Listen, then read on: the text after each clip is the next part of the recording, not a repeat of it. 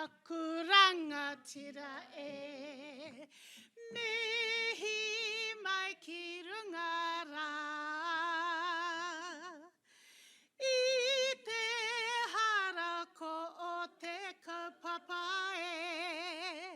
He taonga nei tātou katoa. Me ngā tēnei hei tū hono hono e. He tikanga pai nā te aroha e au e. Ka pua te manawa, whetirere tonu ake, nā te rangi Māori e. Nā te rangi Māori e. Hia wei! Kia ora rā, he mihi tēnei mai ngā tiparau, ngā tuini ngā wai. Tētahi o ngā kaiwaiata o ngā tiparau mai rā anō. So I want to come here today with my ancestry around me, Ngāti Parau, Rākai Pāka, Ngāti Kahununu, all the places where the sun rises early in the morning. So I have hope and optimism in my whakapapa. And I wake every day determined to make a difference. And do you know what? It seems to me, this far into my career, that I've learned that pisses some people off. Because I'm into structural analysis, you better believe it. And we've got the king of structural analysis on the couch, so I won't go there. And I'm into organisational change, and I'm into those things because in 1914, a young woman who was born in 1899 in Nuhaka, so that made her 15 years old, by the name of Hōri Anatakauru, the sixth eldest of a family of 19, a very large, strong, vibrant Mormon family, came to the realisation that she was going to become a Presbyterian. How many of you would have done that age 15? I was too scared to ask if I could take the car downtown without having the destination agreed by three parts of the family before we left. Because the Presbyterians had arrived in Nuhaka in 1914 in the form of women. The deaconesses brought the church into Nuhaka, and my grandmother was firstly intrigued and secondly astounded and thirdly wanted to join. And so she did. And at the service of her passing, the person chosen to deliver the eulogy, who knew her well, who had worked with her most of his life, and his wife had, told us the story that she was beaten within an inch of her life for that decision, and she stood by it anyway. She left Nuhaka to go to Martin, where she got a secondary education. And we're here today to celebrate 25 years of secondary education excellence for Māori. This is 1914. Let me tell you, secondary education for Māori was nowhere in the government's horizon in 1914. In fact, when my grandmother was a child, what the politicians were saying in the house at the time was that they needed to smooth the pillow of this dying race. Mercifully, our tupuna had a different view, and certainly my own grandmother. And she staked her own vision against the policy of the Crown, against the provision of the day, and took off from Nuhaka to Turikina, and in 1915 enrolled as the 149th pupil at Turikina Māori Girls College. She spent 2 years there getting her secondary education and returned in 1919 to the school as a secondary school teacher. How about that? 1919. When she married in 1921, on her marriage certificate next to occupation, it says school teacher. And I know she did those things purposefully and with a vision long before there was policy, legislation and regulation to make it happen. And the lesson of that is, you are the creators and the holders of your own vision. And if you don't have a vision for yourself, then you won't be able to help our young people have a vision for themselves either. Because what happened to my grandmother in the story of her journey through her life and education is something that is about what happens to pioneers who go into the bush and carve the way for others to follow. So she married in 1921 a Presbyterian minister who was born in the Orkney Islands. Very tall, very fair, very handsome. My grandfather, John Lawton. And when they went to Taupo for their honeymoon, booked into Debrett's Hotel, Reverend and Mrs. Lawton, they arrived to be turned away because a Māori person was not allowed to stay in Debrett's Hotel as a guest, though the wife of the new local Presbyterian minister.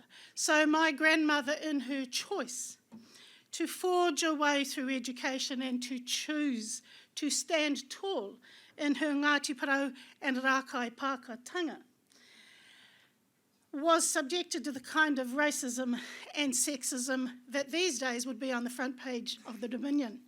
In those days, it was par for her course. And how dare our society? How dare they?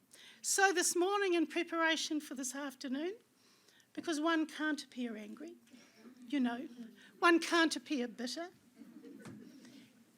ko puta ngā roi mata. So, about 10 o'clock this morning, ka nui te tangi, mau mahara au, mō ana mamai nui, because she had a vision bigger than what our society saw for Māori women. And she had it for everyone, and that's the point.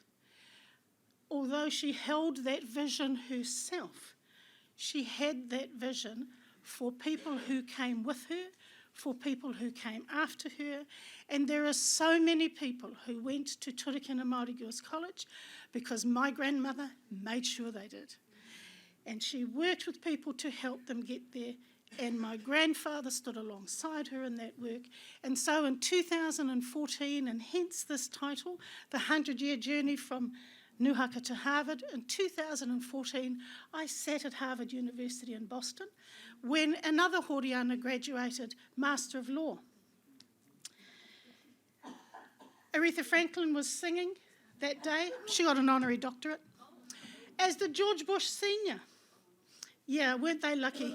Weren't they lucky that there was a Hōriana from Rakai Pāka and Ngāti Parau in the audience? And that little Pipi was the great-granddaughter of the other Hōriana, who in 1914 said, there's going to be a different future for Māori people in Aotearoa, and I'm going to be a part of it.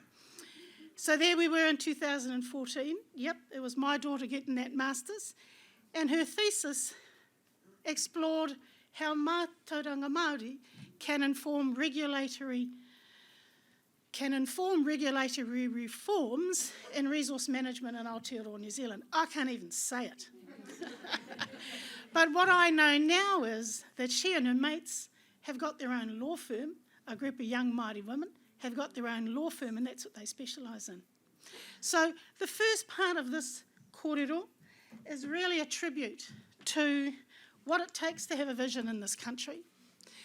And if it takes 100 years to get us there, then so be it, My aspiration is that, heka ma, surely we're going to be able to do it a bit more quickly than 4 friggin' generations and 100 years. So top left-hand corner, Hōriana te Tuatahi, Hōriana te Kauru Lawton. Top right-hand corner, my mother Kathleen, her daughter, who of course also became a teacher. Bottom left-hand corner, Samoa, and bottom right-hand corner, Hōriana Irwin Easthope, my daughter, who we were able to persuade the old lady to take her name, and that's the next part of the story. Because when we wanted to name our baby, there's only one name that I wanted that child to have, and it was Hōriana, for all of the reasons I've just been talking about. My mother died when I was 17, and my nanny effectively became my mother after that. And I knew in her a strength and a courage and a determination that I don't think I had myself, but I wanted it for my baby. I wanted it for my baby. And so we had to go and ask her for the name because she didn't name any of her children or her mokopuna to that point, Hōriana. When she was a younger person, her name had been turned into Hori, smelly, a swear word, and she didn't like it. So we had to go and persuade her that there was a new time coming in Aotearoa when being Horiana would be awesome, and when being Horiana was going to be the way it was. And so we got the plan. She lived in Rotorua here for many years, and we were ready to get ourselves up to Rotorua, except that we weren't married.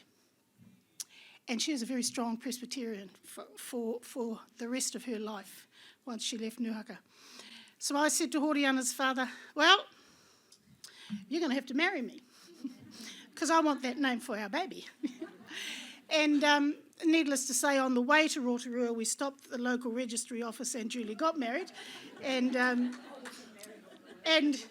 had fish and chips for the hakari. But we made it to Rotorua in time. Now, of course, there's a downside to every story. He's now married to someone else. It appears I may not have been as duly respectful of him as I was of our reo, but we wish them well, and I'm still happily engaged to both my children. So anyway, we got to Rotorua, and my sister met us with her husband, Selwyn Pryor from Te Teko. So there we were, the ope, with this beautiful little baby to see Grandma. So Grandma's first question was, what will the baby's name be? And my sister, who had to do the asking, said, Horiana Kathleen Irwin. Who's the Irwin? He's standing there. Although 5'1", she was fierce. And my sister said the baby's father and Kathy's husband. Oh. Question number 2, and no lies, my sister can attest to this. There are witnesses to this. Second question to him. So what makes you think you're good enough to marry my granddaughter? Yes! And of course he stood frozen. How would you respond to a question like that? He stood frozen. And then she said again, what makes you think you're good enough to marry my granddaughter? And he said, well, I own my own company and blah, blah, blah, blah, blah, blah, blah. That's what she wanted to hear. She wanted to know, was he up for it? Because having been married to a non-Māori, she knew herself what our marriage and what the lives of our children were likely to face. And she wanted to know, face to face, are you up for it? Are you up for it or not? Anyway, it was an awesome occasion, and that young woman, when she was admitted to the bar, there were 30 of them one Friday afternoon in an extremely ritualistic ceremony. You lawyers are really quite awesome people. Extremely ritualistic ceremony in a Wellington court. She was the only one who answered the question about being admitted to the bar in the reo. And we said to ourselves, Grandma, ko oti te mahi, kei aia ina nei, she's off. So we got very clear understandings in our family that our whānau are our first teachers. And anyone who remembers me from Hastings Girls High when I was at secondary school would be astounded that I'm here talking to you today, because they thought to a person, my teachers, that I was the biggest ho-ho this side of the black stuff. I was into debating, I was into public speaking, I was into kapahaka. I would have thought those were the oral arts that one ought to be aspiring to be excellent in, but no, not too good on the school books, even though I passed enough exams to get through and not incur the severe wrath of the teachers. But that wasn't good enough, and what I urge you as teachers, if any of the people around you are in that mode, is to remember is that it is the strength of our wairua that gets us through what life throws at us. And I don't say that lightly. I have every degree you can get from this country, including a PhD, and I value those things. But what got me through them was my wairua, my faith, and my whānau. And the things that happened to me at secondary school, I nearly bought it, but it's just a bit too depressing. My final report from the 7th form at Hastings Girls High. Right? It's an actual document and I have it still. 5 years at high school, I'd been a prefect, house captain, UE accredited, 6 School C subjects. And the wording on my principal's entry is, Kathleen is a keen and pleasant singer. Well, I'm sorry, that's why I sang today. I think you'll agree with me. I'm fantastic. I'm not keen and pleasant. Seriously. The woman couldn't even bring herself to say, she's the bomb. What's that about? 1973, if I'd been presenting myself in a business forum with that reference, what kind of a job do you think I'd have got? Just utter bullshit. Utter bullshit. And I've got lots of adjectives I can choose, okay? I choose that one advisedly. So this is Grandma and her whānau. So my mum's her oldest child, and these are photos. My mother became a teacher, and my mother spent her career in what were the Māori schools. And in the days that my parents taught, you had to teach in rural schools before you were eligible for promotion. So lots of teachers who were heading through education went into schools all over the country. Pohere Reke will be in this photo in the top right-hand corner. Pakotai Māori School way up north. Apirana, Mahuika is there at my daughter's wedding. The school Mum and Dad were teaching in when I was born was Whakawhitirao on the East Coast. Mahuika land was donated to build that school. That's my father in the bottom left-hand corner, a strong Irish Catholic Scotsman who was teaching at Rotorua when he met my mother. He was an instant hit, apparently, because in those days Māoris weren't allowed to buy alcohol. But because Dad was a Pākehā, he could. So he thought he was a bit of a hero. What an asset. What an asset, indeed. So bottom left-hand corner, bottom middle, is my Standard 2 class. Standing there is my teacher, John Bennett. My parents were surrounded by absolutely passionate Māori educators throughout their careers who were dedicated to making a difference. The last photo on the bottom right is my mother in her Māori club at Teachers College. She's in the second row, fifth from the right.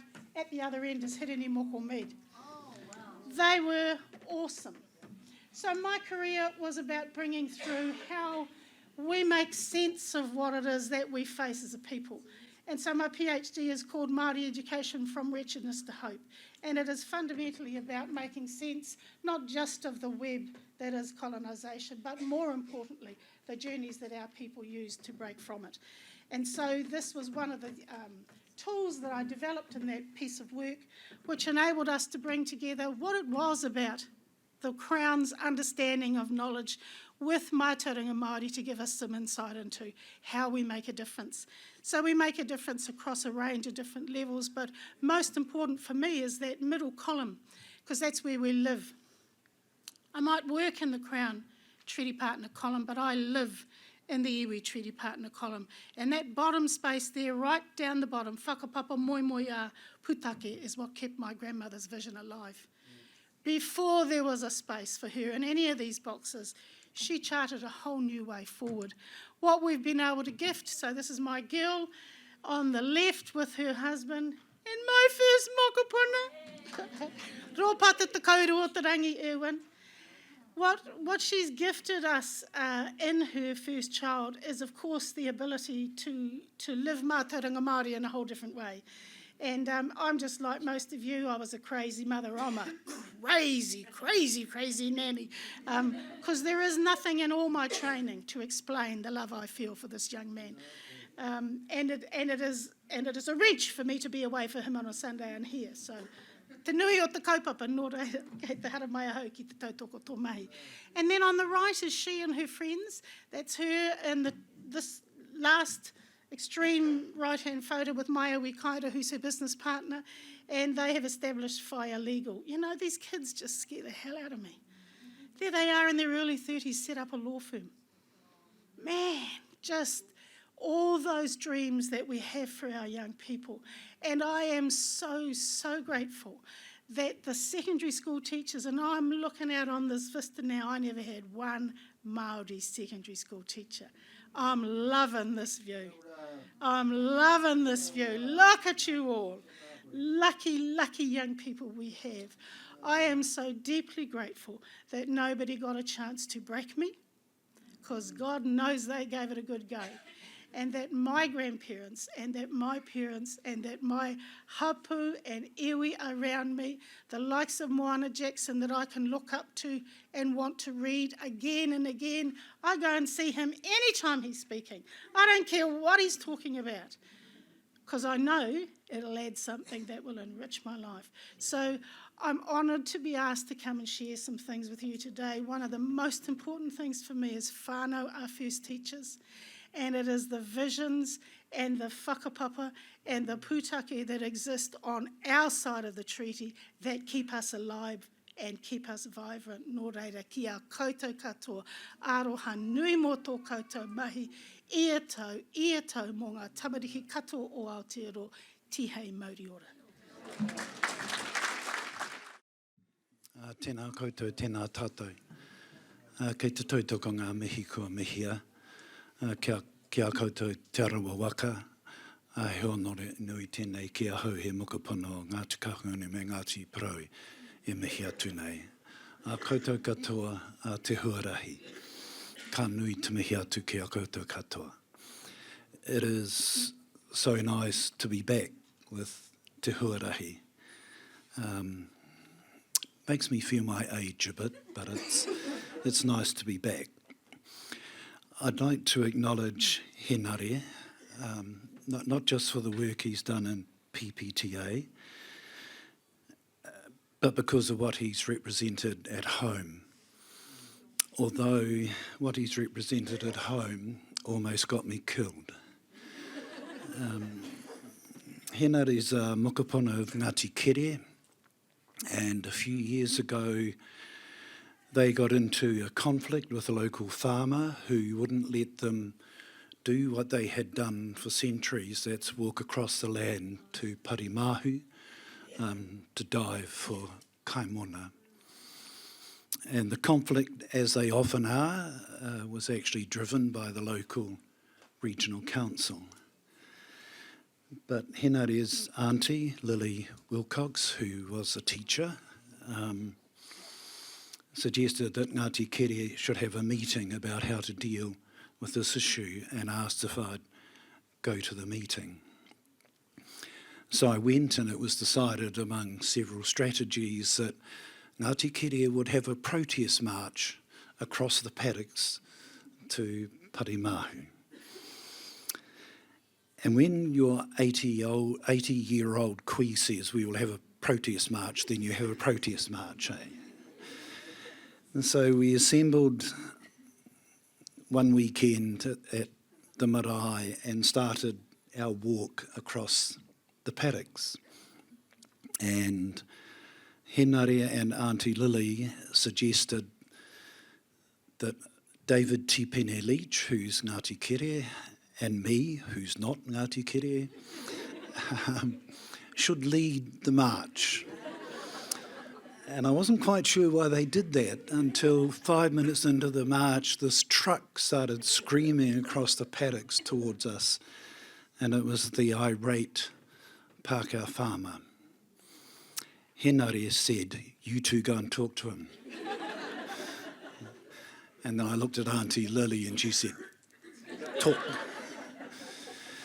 So we went up to the truck and this guy was sitting there. And David was very gracious, as he always is. He said, "Oh, kia ora, I'm David Tipene Leach." And I thought it was getting a bit problematic when the guy wouldn't shake his hand. So I said, "Oh, kia ora, I'm Moana Jackson."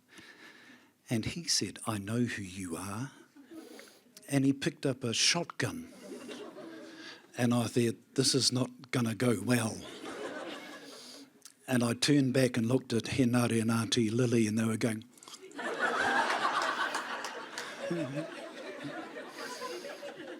So my Ngāti Parau side came out, and I talked, and talked, and talked.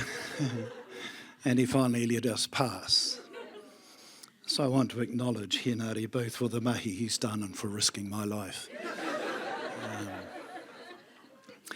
And before I get on to what I'd mainly like to talk about today, which is a bit of the history of Te Huarahi, the circumstances which led to it being formed, and where I hope te huarahi might go in the future.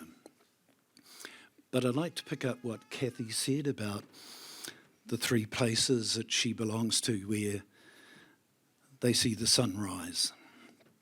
And on my Ngāti Porou side, I'm really proud, as all of Ngāti Porou are, that Hikurangi sees the sun first. And so I used to, when I visited other iwi, as part of my mahi, I would not immodestly remind them that Hikurangi sees the sun first. And I was in Taranaki a few years ago, and it wasn't long after Taranaki had been given the name Taranaki back by the Crown. I don't know why they thought they could give it back. It wasn't theirs to take in the first place, but anyway. And so I honoured Taranaki, and then I talked about Hikurangi and how we see the sun first thing in the morning. And then when Huirangi Waikerepuuru stood up to mihi to me at the end of my kōrero, he put me down in that lovely way our people can put you down.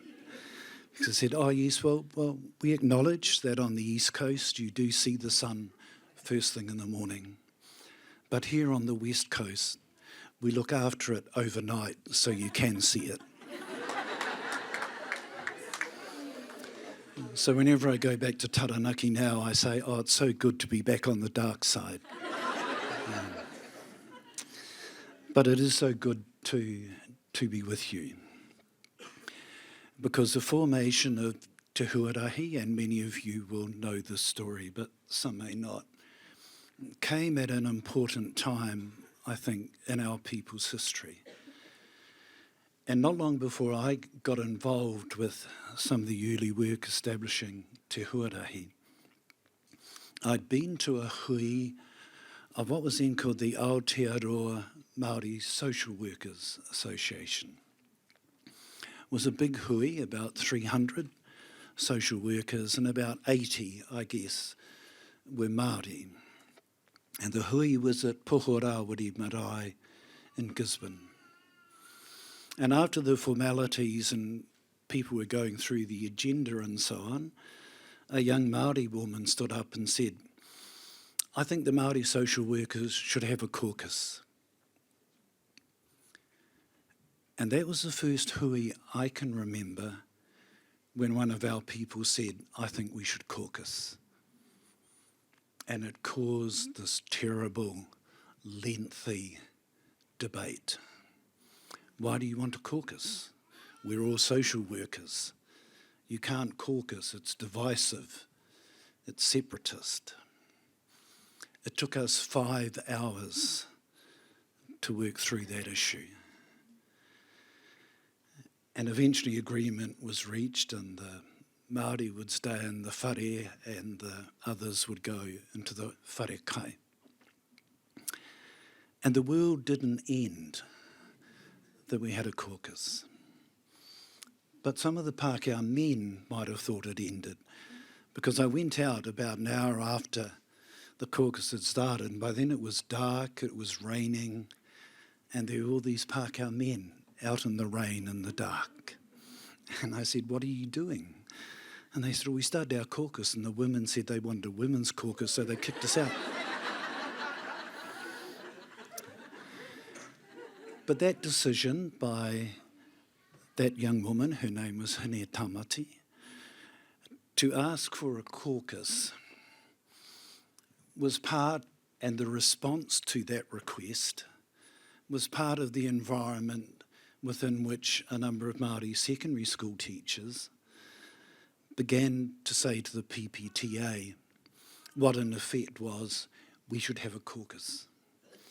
There should be a place where Māori teachers can come together, feel safe with each other, share common concerns, celebrate shared victories, and just be us. And to get to that point was not easy. A lot of people, I think, made great sacrifices to ensure that what you now know as Te Huarahi came to pass. people whose names I think should sit there in the sort of pantheon of Māori heroes. People like Uncle Sam Tangiora from home, Tihi Puanaki, Whare Turu Whenua. My brother Fred was on the PPTA exec at that time, Jim Anglin from Ngaitahu. These were dedicated, lifetime Māori teachers who at that point in history said, we need, within the PPTA, to have a place where we can caucus.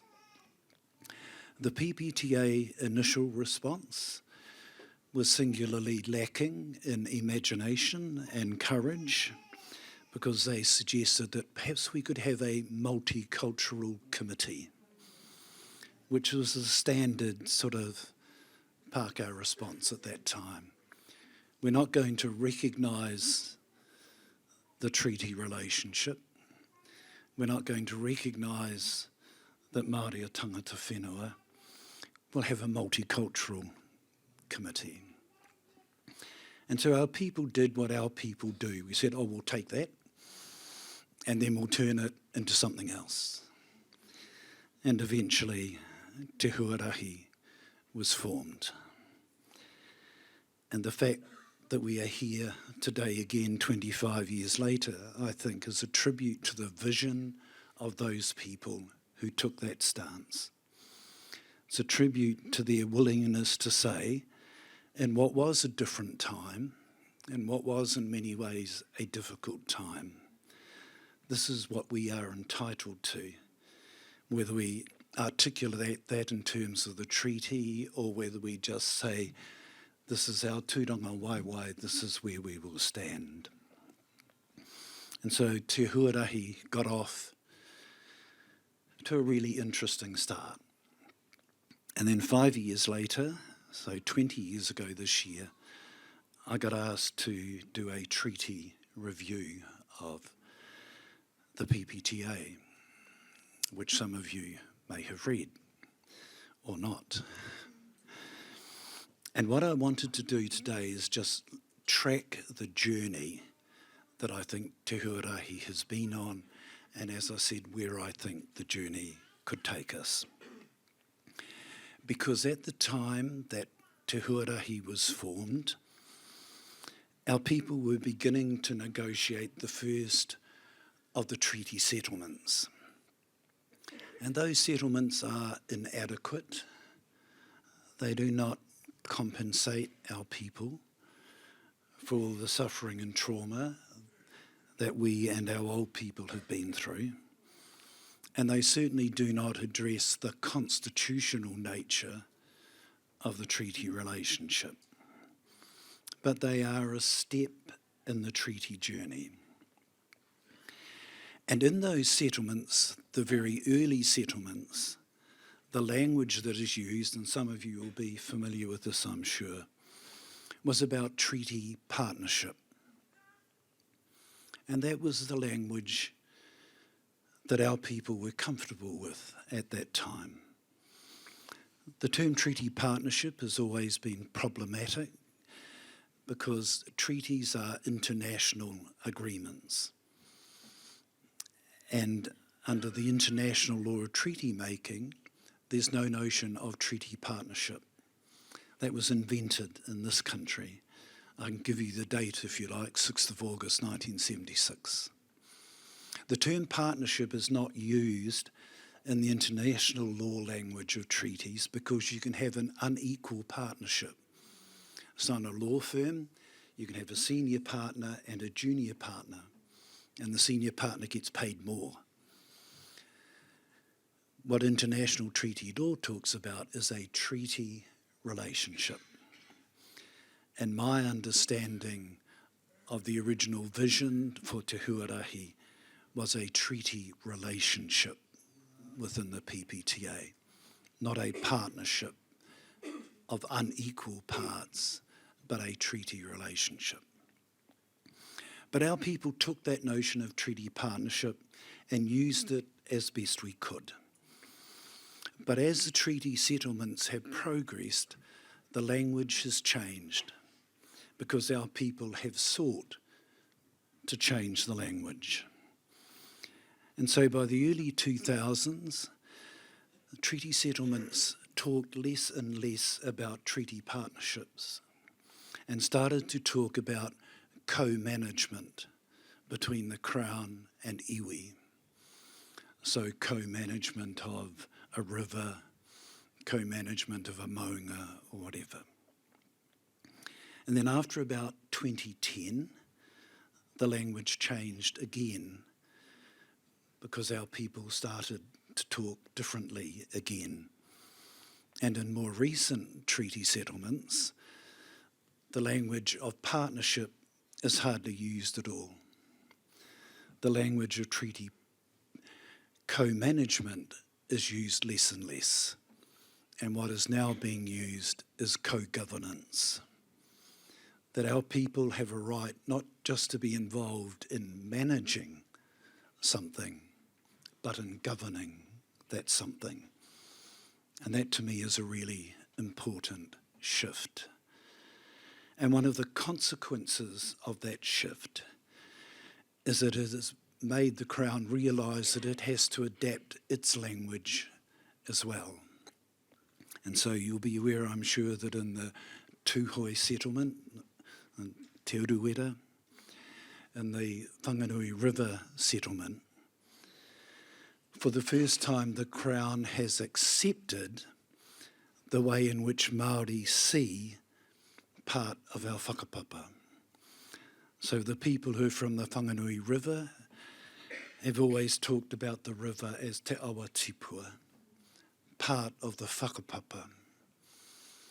And for years they have said to the Crown, you have to recognise the place of our river in our whakapapa. And for years the Crown resisted. And then finally the Crown came up with an idea in its language that the river would be a legal personality. Now, legal personality is obviously not the same as e awa tipua, but it's the closest in English that they could get. And so that to me is the next step in the treaty journey, where the Crown at long last will have to begin to accept and understand our way of seeing the world. And I was pleased to hear that the PPTA has been involved, and I think it's continuing, a treaty audit. What I would hope with the treaty audit is that it acknowledges that different treaty language, the way in which our people have tried to give more clarity to what the treaty relationship means. That it is about co-governance, however an organisation decides to work that out. And it is about accepting and validating the way in which our people see the world. And if Te Huarahi is to fulfil its originating vision of motuhake, then that is inevitably a governing matter, because mana motuhake is a constitutional statement of where our people belong. So I wish you well in the continuing Te Huarahi journey. I'd like to think I'll be here in another 25 years for the 50th Jubilee. I'll be struggling because I'm 26 now, so I'll be quite old by then. But I do wish you well on that journey. It was for me personally an exciting time to be involved with PPTA when they took that first brave step and say, we want to have a space that is ours. And the stance that they took 25 years ago then inspired other organisations to do the same. So I mihi to you all for that. Carry that heritage with pride and with dignity. Acknowledge those upon whose shoulders you stand, and leave firm foundations for I hope the many more Māori teachers who will follow you. Nea, hako ki poto nā kei ngā mihi. Hei, tuko mai nei kia mau taku koranga tira ko tatu mai nei koe ngā kaitei tēni haora. Rei taranga tira tēnā koe. Ka mihi rā hoki ki ene waku whaiaranga. I o hoai au i nei ni tata nei. Are mai i tawhiti ina pō nei, anō keu ko hauna heo te kāinga kei ko nei. Te au ka pāra atu ki tēne waku whaiaranga no anō te tī. Me tēne anō ki kei te kāreti o kai hau e mahi ana. Hoi no ka haria hau i te whaihoa i ngā whanau ngō te kāinga. Nā tēnā pēr, kei kone no e tahi atu. Te roa ngāto tēne rā, kua tū taki tātu ki a tātua no. Hari te mea, one hako hoki kawa no i ngā mihi. No e kia ora hui mana tātou. Just to kick off, I'm just going to show you a little reel of some of the things I've been tutuing with over the years. And then you can help me into the conversation. Kia ora.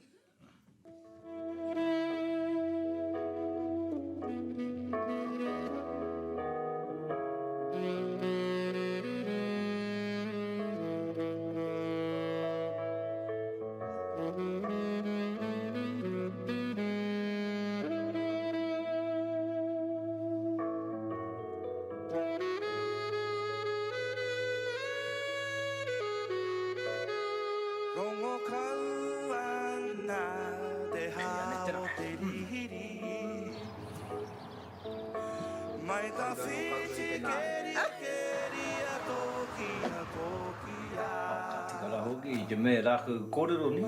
Kui kui whiti ma te whiti ora he. Kui kui whiti ma te whiti ora he. Kui kui whiti ma te whiti ora he. Come on, man. This is the fourth time I've called, and it's just getting stupid. I realise we failed to connect you, sir, but unfortunately, no one was home when we came to the address. Yeah, that's a lie. Paul doesn't even have a job. He's a loser, so someone's always home. Joe, I need you over here. What? I'm watching the game. Oh, come on. This guy's not even listening to me. So, if you want better service, you use your Pākehā voice. Yeah, I was. This is not that good. I'm here with one of the promoters of the concert. That's right. Well, the line is coming. We're playing a one-off concert and we're running a competition to find the opening act. Get to work. What do you want? Oh, now we get to play. You even played on stage before? Well, hurry up then.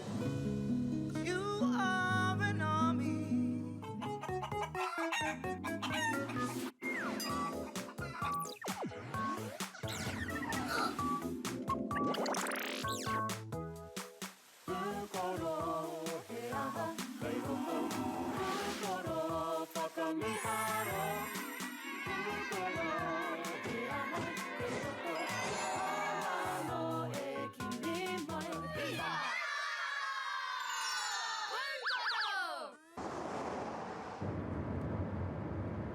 Tama, what's going on with you?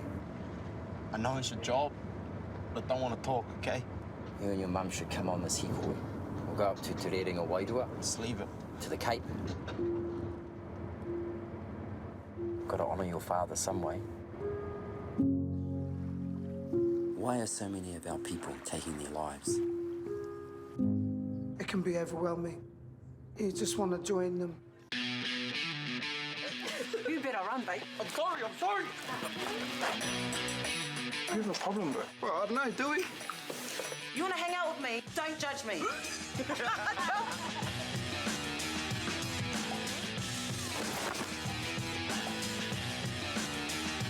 Is your watercress wet? Because I'm starving, baby.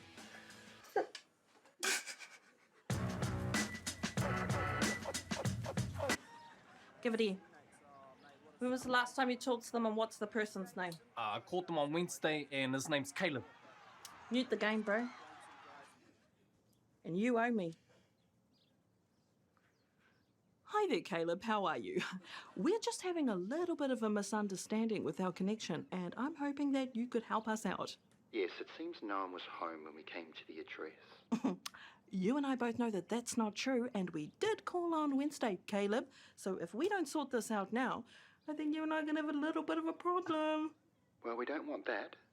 So how about I put you on our priority list for an appointment? Okay. Will tomorrow at 10 a.m. work for you?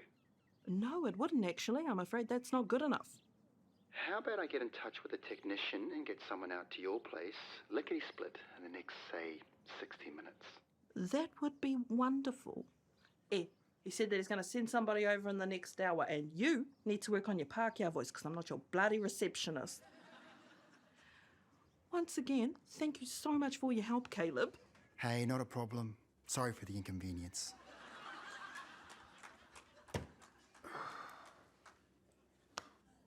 What was that all about, my bro? Sounded pretty intense. Yeah, no, all good, bro. Just a bunch of ethnic people putting on their Pākehā voice. It's unfortunate how people feel that they need to do that, eh, my bro? Yeah.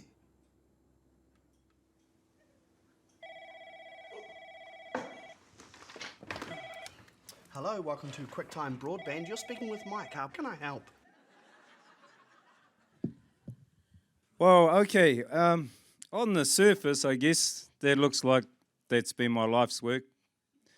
That's a sort of a summary of 15, 20 plus years in the industry now. But actually, that's just the surface. My life's work actually has been Te Reo Māori. And this was one outlet to pursue that passion, if you like.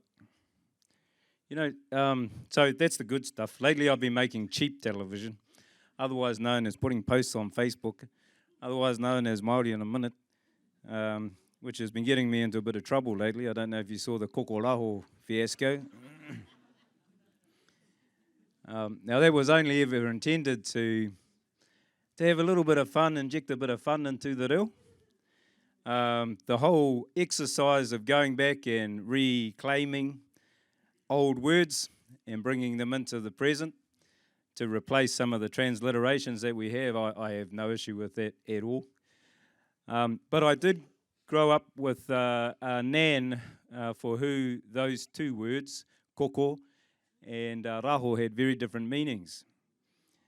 And so in a way, when I saw that at the airport, I thought, here's an opportunity not to criticise whoever had decided to put that name up there. I saw it more as an opportunity to reintroduce the word koko to a new generation.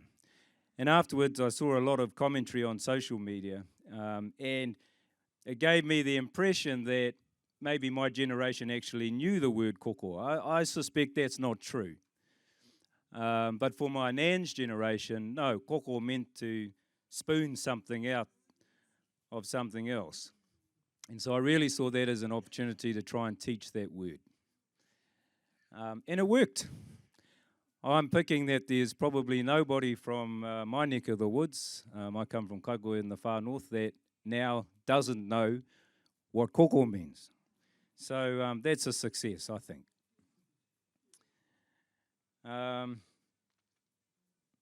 Somebody said to me recently, because I've started putting this stuff online, that they thought it was a mistake. And the reason they thought it was a mistake was that from a business perspective, if you're being purely business-minded, you don't really want to give away your mātauranga. Well, hei ko tāku e a karo Pākehā ki te rā. And I get that rationale. And so I went home, sat down and thought about it. By golly, that fellow's right, you know. If I give away all of these things I've picked up over the years, then there's nothing special about me anymore. And then I followed that line of thought a bit further and realised, yes, that's one way to look at it. The other way to look at it is, if I don't share some of these words, and I'm not saying I'm the only person that has had them over the years, there are others, but because of my profile, I've been able to gain access to communities and a lot of our whānau that might otherwise be disconnected. So I followed that line of thought and came to the conclusion, if I don't share these words, let's take koko as an example, I'm going to get to 80, fingers crossed, cross your fingers there, that I get to 80, I'm going to be having conversations with myself. And that would be a pretty lonely existence. So given the two options, I kind of decided long ago that I prefer the second option. So I've been trying to share the knowledge that I picked up over the years. It's quite rare, I believe, for my generation. So as many of you will know, I spend a lot of time with my nan. When all of my teenage friends were out partying and getting into trouble, I was locked up in a room with an 80-year-old, and our only source of entertainment was Sky TV in the corner. And that's where I got my sense of fun for Te Reo Māori. Because at the time I had an 80-year-old queer that was sharing a bedroom with me, and Helen Clark would come on Sky TV, and my nan would be lying on her bed watching Sky. Oh, ma, ko Helen tua hakalere tēnā. Tua hakalere is our word for something ancient. And so this was a shot of Helen Clark from 20 years ago. Oh, nā ko Helen tua hakalere tēnā. One time, she woke me up in the middle of the night. Oh, boy, paikare te piki tēnei, bloody naughty pāka. Oh, I'm half dazed and confused. What's going on? No, te piki te kani nei. This chainsaw movie.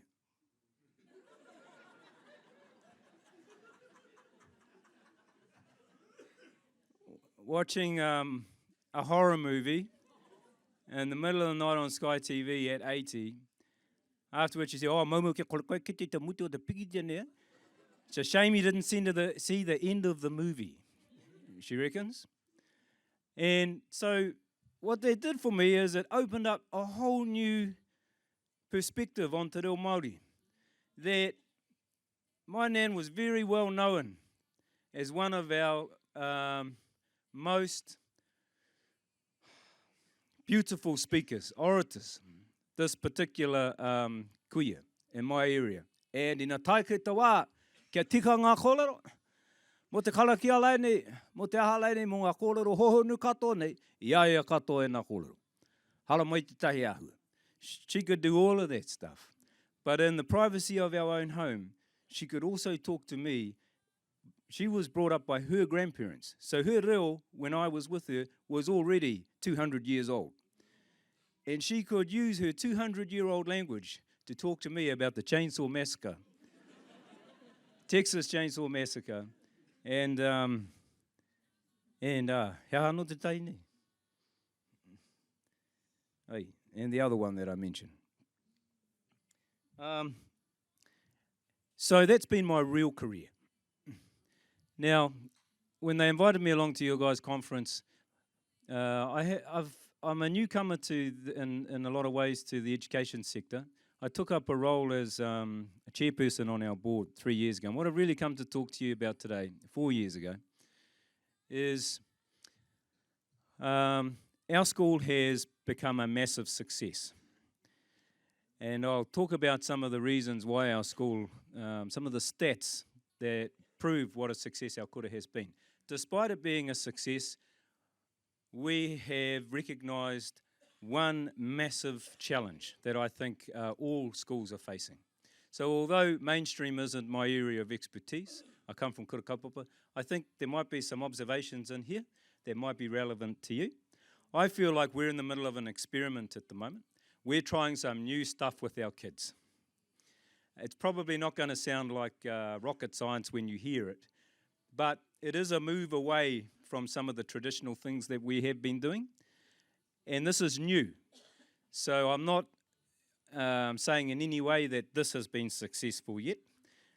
I'm really interested to have another conversation in 3 years' time and see if the initial indications that are positive actually turn out to produce the results we are hoping they will. But I just want to reiterate at this point, it's very much still an experiment. But we're at a stage, particularly with Te Reo Māori, where we don't have any other choice. What we've been doing hasn't been working. Language continues to decline. The attitude our kids have towards Te Reo Māori continues to decline. Their own voluntary use of Te Reo Māori continues to decline.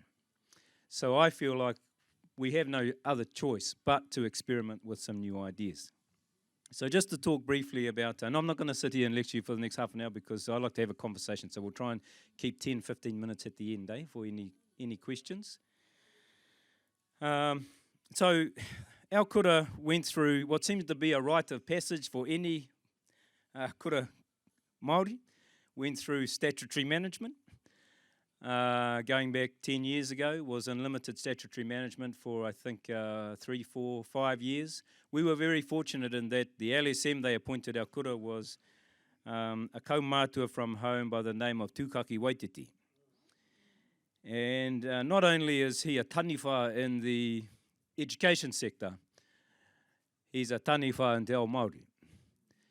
And he really came into that kura and held that kura, held the Māori and the kaupapa of that kura for 5 years.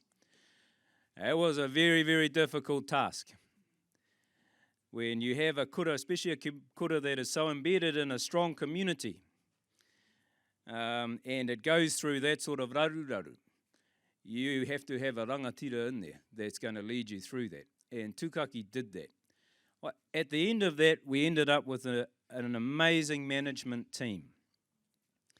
One of the other advantages we have is when you go through a limited statutory management process, you get very financially risk averse. So management, the board, were too scared to spend any money for 10 years. So we ended up in a situation where we had a healthy bank account. So we were able to experiment with a few things because we had a few extra dollars. Even signing off a $5,000 investment in something, I practically had to hold the tumuaki's hand and sign it for her because you get into that mentality after years of being risk averse. We came out of that, and 5 years ago we had a roll of just over 100 tamariki. When we started with our new board 4 years ago, we set a goal of becoming the school of preference in our area, in Kaikohe. Because I stepped out the door, I looked around and I thought, 95% of these kids I'm looking at are Māori. I know your grandparents, I know your great-grandparents, I know what's your name, boy? Hey, I know your grandparents, I know your grandparents, I knew all their grandparents. They were all native Māori speakers. And that didn't make sense to me. So anyway, we said, well, as a goal for our board, we've got all these tamariki here, let's set a goal of becoming the first school of choice for our area and offer that to these tamariki. Because what we saw was that maybe the mainstream system wasn't actually working for some of our tamariki. Now that might be unique to our particular area. Those of you who are familiar with the statistics of Kaikohe, you will know that we're at the bottom of everything. At the bottom of everything. And yet, I bumped into a top social worker in our area just over a month ago. And she said to me, Q, how many of the kids coming through my door, how many kids in this system, my system, do you think have come from kura kaupapa? Yeah, this is one of those trick questions. None. So that, I guess that was encouraging. It was encouraging to hear that maybe this is a good option for our kids. Today we have a roll of 284, and we had to close the gate. We have a waiting list of 30 plus children waiting to come into the kura. The ministry has given us the projection of roll growth over the next 10 years. We are projected to grow in the next 5 years to maybe as big as 350, and we'll end up being the biggest school in our community. One of the challenges with that, because what some kura do is they go, we've got limited resources, right? Now, let's close the gate at 100. That makes total sense to me. Then you can put all of your time, energy, and effort into those 100 kids, because we've only got so many registered teachers. Because the whānau and the board and management decided, no, we don't want to close our mokopuna out. If it was up to me, I would have closed the gate at 50. But that's not the way it went. We opened the gate. So the challenge now for us is, if you've got 100 kids and you've got enough staff to cater for 100 kids, yep, that's manageable. If you've got 300 kids, but our capacity isn't 300, in terms of the reo and all the other resources that we have to give our kids, the challenge for us is, the way we want to look at it, I think, is we don't want to reduce our tamariki. We want to grow our space so that we can meet that need. So that's the journey that we're on. We have an extremely low turnover of teachers. We have an attendance rate of 80-something%. The education sector tells me that that is phenomenal. In the last 4 years, consecutively, we've had 100% NCEA pass rates. Last year, we had 6 university graduates. Whatever you call the kids that get the ticket to go to university. I never went to university, but I'm glad our tamariki are. That's the level of success. However, what we're struggling with is te reo Māori. I think it's a bit of an elephant in the room, whether we're talking mainstream, but actually also kura kaupapa. This is my own observation. The majority of our teachers teaching te reo Māori in our schools are not fluent teachers. Now, let me define my definition of fluent, because it might be different to other people's.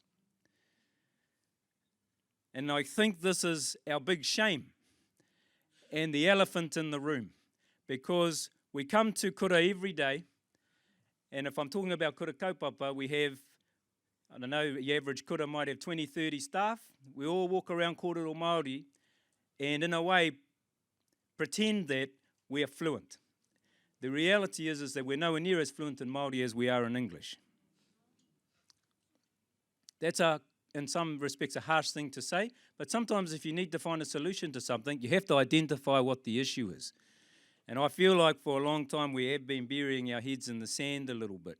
And I don't blame our teachers. They didn't grow up with the language. They learnt it as a second language. And then what we say to them is, right, we want you to go over there and build a house. And we want it to look like this $1 million apartment next door. Here's your tools. We'll give you a hammer. Sorry, we've got no nails. You can borrow a saw for a day. Good luck. And if you don't build that beautiful house, we're going to come down on you like a ton of bricks. So our challenge has been at the kura, even within kura kaupapa Māori, we are struggling with the fluency levels of teachers, let alone the tamariki. Now, one of the insights that hit me like a bloody ton of bricks when I went into the kura, because I come from a different industry, was we are not feeding our teachers. We're so busy day in and day out looking after our kids, trying to fill out the paperwork and all of these other things. We're not feeding our teachers. They don't have any time or space to grow into the language experts that we need them to be for our tamariki.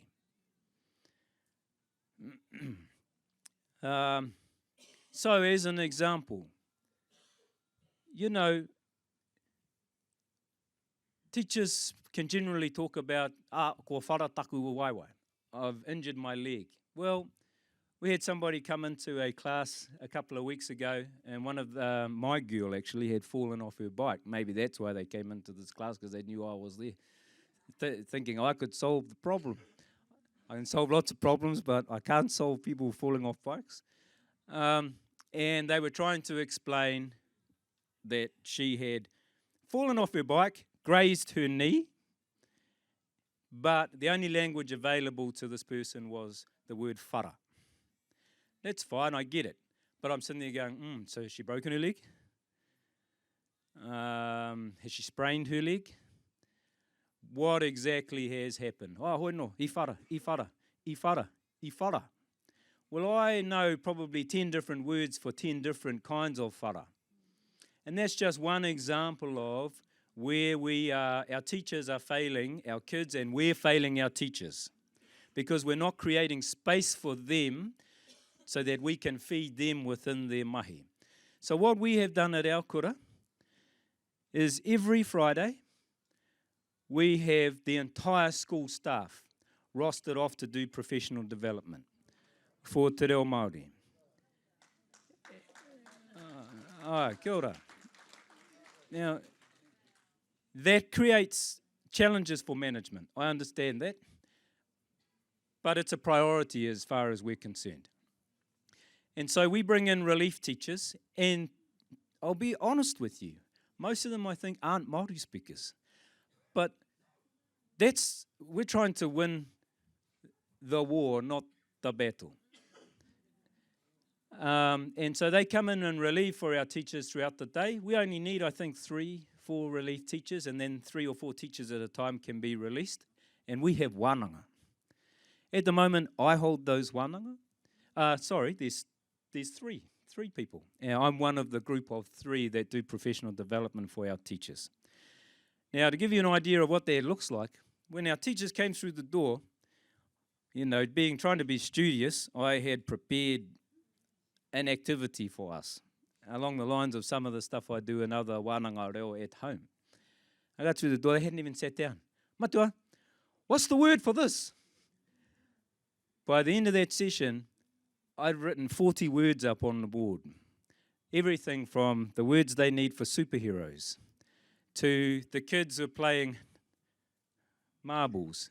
They didn't know the word for flick. The list goes on and on and on. And not only are we feeding our kaiako the words they need for everyday language to communicate to our kids properly and fluently, so they have the tools, we're also teaching them te mita o te kainga. So that's an example. That was the first day. The second week, they came back and I thought, I'll prepare some mahi again. Oh, now I've got 2. Because I prepared one from the last week that didn't get used. I've got 2 now. They hadn't even sat down. Hora noi tatu no ngā tau ki runga ngā tūru, ko ara te ringa ki runga. Matua, what's the word for? We start all over again. Across a period of a month and a half, 2 months, we've got into a habit now and they're learning the skills of creating their own words. What are we doing? We're feeding our teachers. Is it working? In my opinion, yes, it's working. How do I know? Because, and my wife who's here today can attest to this, I taught them one of our words for flick. To us, e tenema he koropana. And ki aku krani e koropana. Flicking marbles, not hupe. Hupe was probably where I first did it. How do I know it works? Because I fed the teachers that day. They went straight out into their classrooms. Because they were only asking for words relevant to the mahi they were doing right at that very time. You can put them into courses, which is important. That's part of the big picture. But often those courses, it might be 4 years before you come into contact with what's being taught there. This was another pathway where we were feeding them directly what they needed to feed the kids. They went straight back into the classroom, started putting them on their games on their iPads. What's the name of that game they play? Quizlet. And put it in their iPads. 2 days, 3 days later, my 9-year-old daughter came home and sitting at home, and I just about fell over. She used the word koropana. I've never used that word with my kids in their entire lives. That's the proof that it's working. That's the first part of my story. The second part is we are building capacity in Te Reo Māori. How's my time going?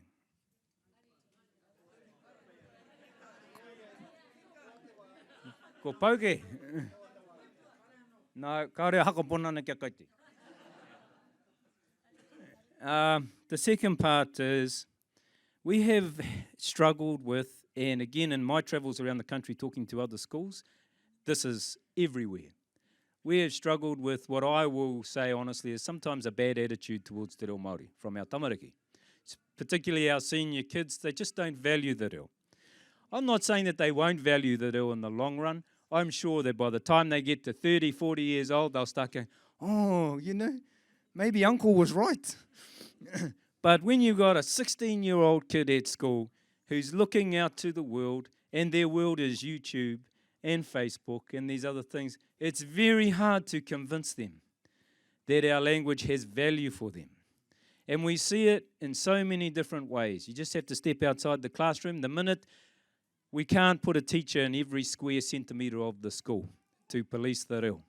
They're not speaking Māori. The minute they get on their own, straight back into English. Now, this isn't new. This has been happening for ever since the start of Kura Kaupapa.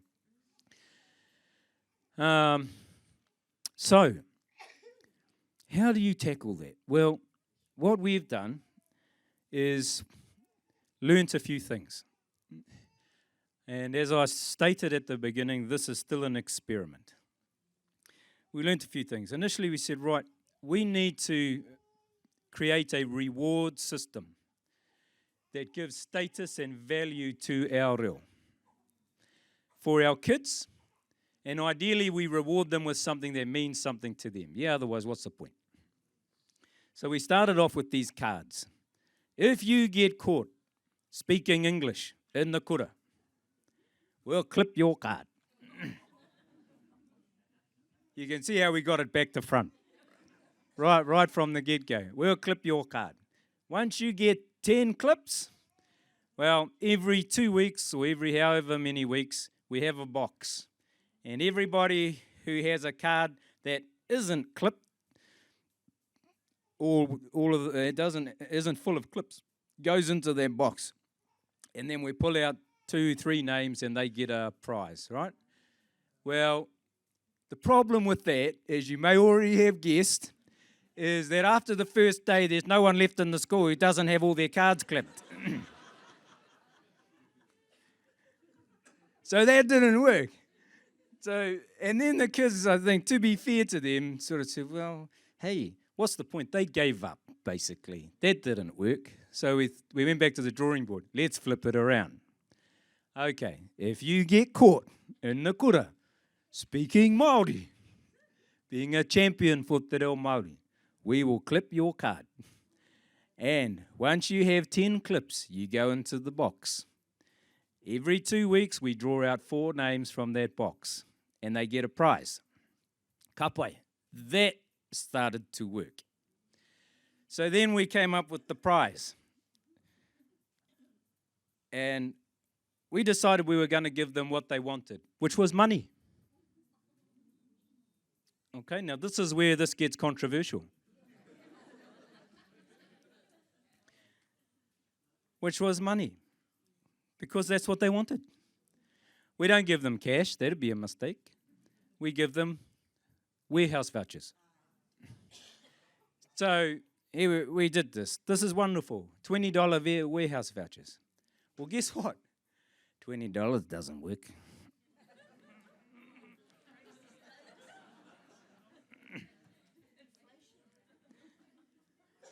So we tried $20 and the kids are like, that's not going to buy a game for my Xbox. So then we said, fair enough. We raised that amount to $50. And like I said, this has been an experiment. We're trying to attach Te Reo Māori to things that are valuable to them. For me personally, I don't care what it is. If it gets them to perceive that our reo has value, I believe wholeheartedly that when they get to 25, the money won't mean anything. They'll come back to us, right? Because, of course, not all whānau feel that. So there has been, as you can imagine, some pushback. And so we've had 1 or 2 meetings, and some of our kaumātua come in. E mara, hoko ana koe taku reo ki te moni. And I have aroha for that, because that's my background. I grew up with those kaumātua. I have aroha for that. And so what I've asked our whānau is to be patient and to give us the flexibility to try it out. Nothing else is working. Give us an opportunity to try it out. So that's for the senior school. We're also doing the same for the junior school. Now, I will say that our junior school, we're seeing positive results from both sections of the kura, but particularly from the junior school, because the juniors, ngā tamariki nono i nei e ngohe tunu nei, te hinungaro. It's no trouble to enroll them into things. And they come home now talking about how excited they are for te pareire e heke mai nei he rā tuku taonga. No rātu tēnei reo, no ngā pēpine. Oh, papa, te pareire e tū mai nei rā tuku taonga. Oh, ka pai, baby, are you going to win anything? Ai, te tūmanako rā. So, those two things are working. But we're not stopping there. What else are we doing? Oh, I will just add quickly, and I'm almost at the end. I'll just add quickly to that. If you go away and do the sums, if you're paying 4 $50 vouchers every 2 weeks, it's $200. You work that out across the school year, I don't think that's even a $10,000 investment. Now, I'll be honest with you, for me, mōku ake, you can spend $100,000 on rubbish that don't mean anything to our kids. I'm personally happy to make a $10,000 investment if that is going to start the journey of our kids coming back to valuing our reo. The other thing that we're doing is our senior boys. We find our senior boys, they're very physical. They're all bigger than me, even at 13. They're physical. Unfortunately, we don't have a lot of stuff at our kura to channel their character, their nature. And what we've discovered is, at the end of school, a lot of them, they go straight to the gym at the end of the road, and they're in the gym. I've observed them in the gym thinking, oh, they're just going down there to have a perv at the girls. What I have discovered is they're actually down there, they're fighting, but it's controlled fighting, under supervision, boxing, and they're very health conscious about their bodies. So what we've done is we've invested in a large amount, quite a large amount of money in gym equipment for our taitamatane and for our taitamawahine, for those who want to be involved with it. We don't have the space at the school, so we've bought 2 containers. We don't have enough classrooms to teach our kids at the moment. We're bursting at the seams. I'm not waiting for the education department to build extra classrooms. We bought 2 containers that are being put onto the school grounds that will contain the gym equipment. But there's a condition on those containers. Boys, if you want to use the gym equipment, nah, haere mai. Let's have a chat. You go in there, motuhake te reo o tēnā wahi, ko te reo o tātou tupuna.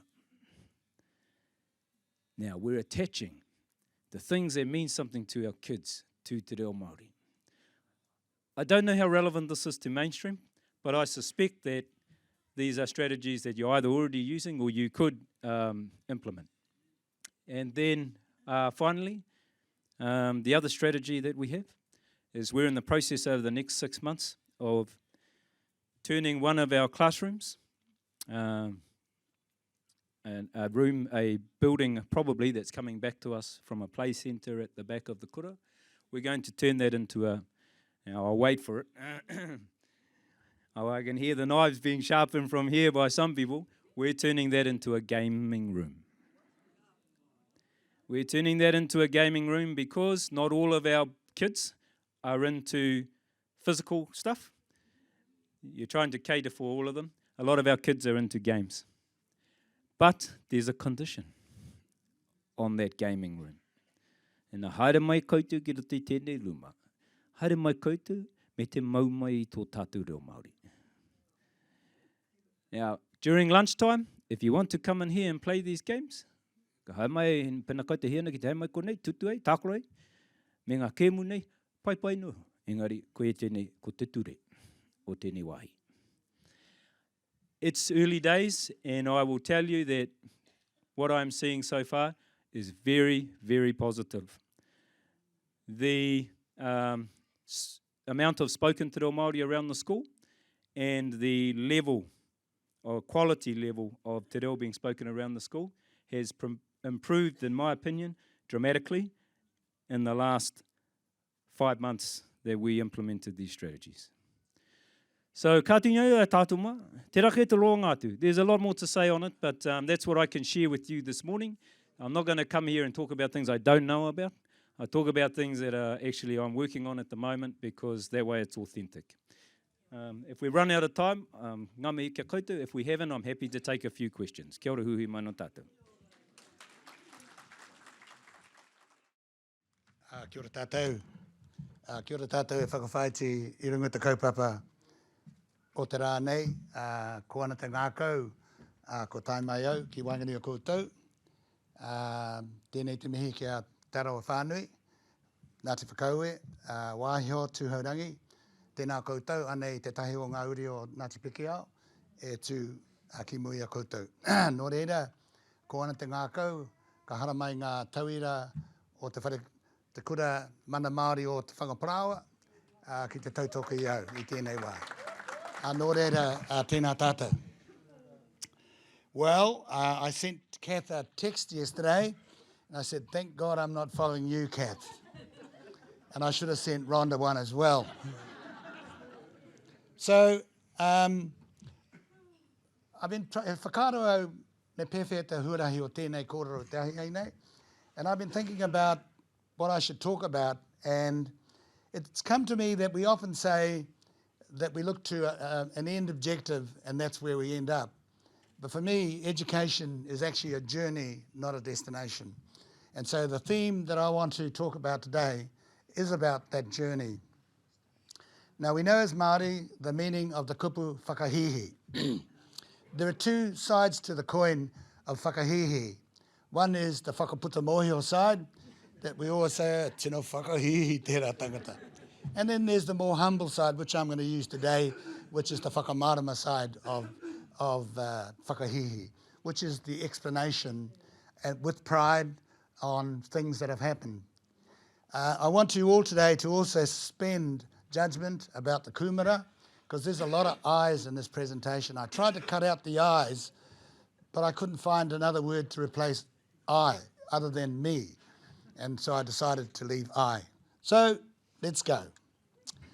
I wanted to start firstly with a metaphor of what this whole business of teaching, the relationship between the teacher and the child. Oh, by the way, Rhonda's cousin gives her love from Bahrain.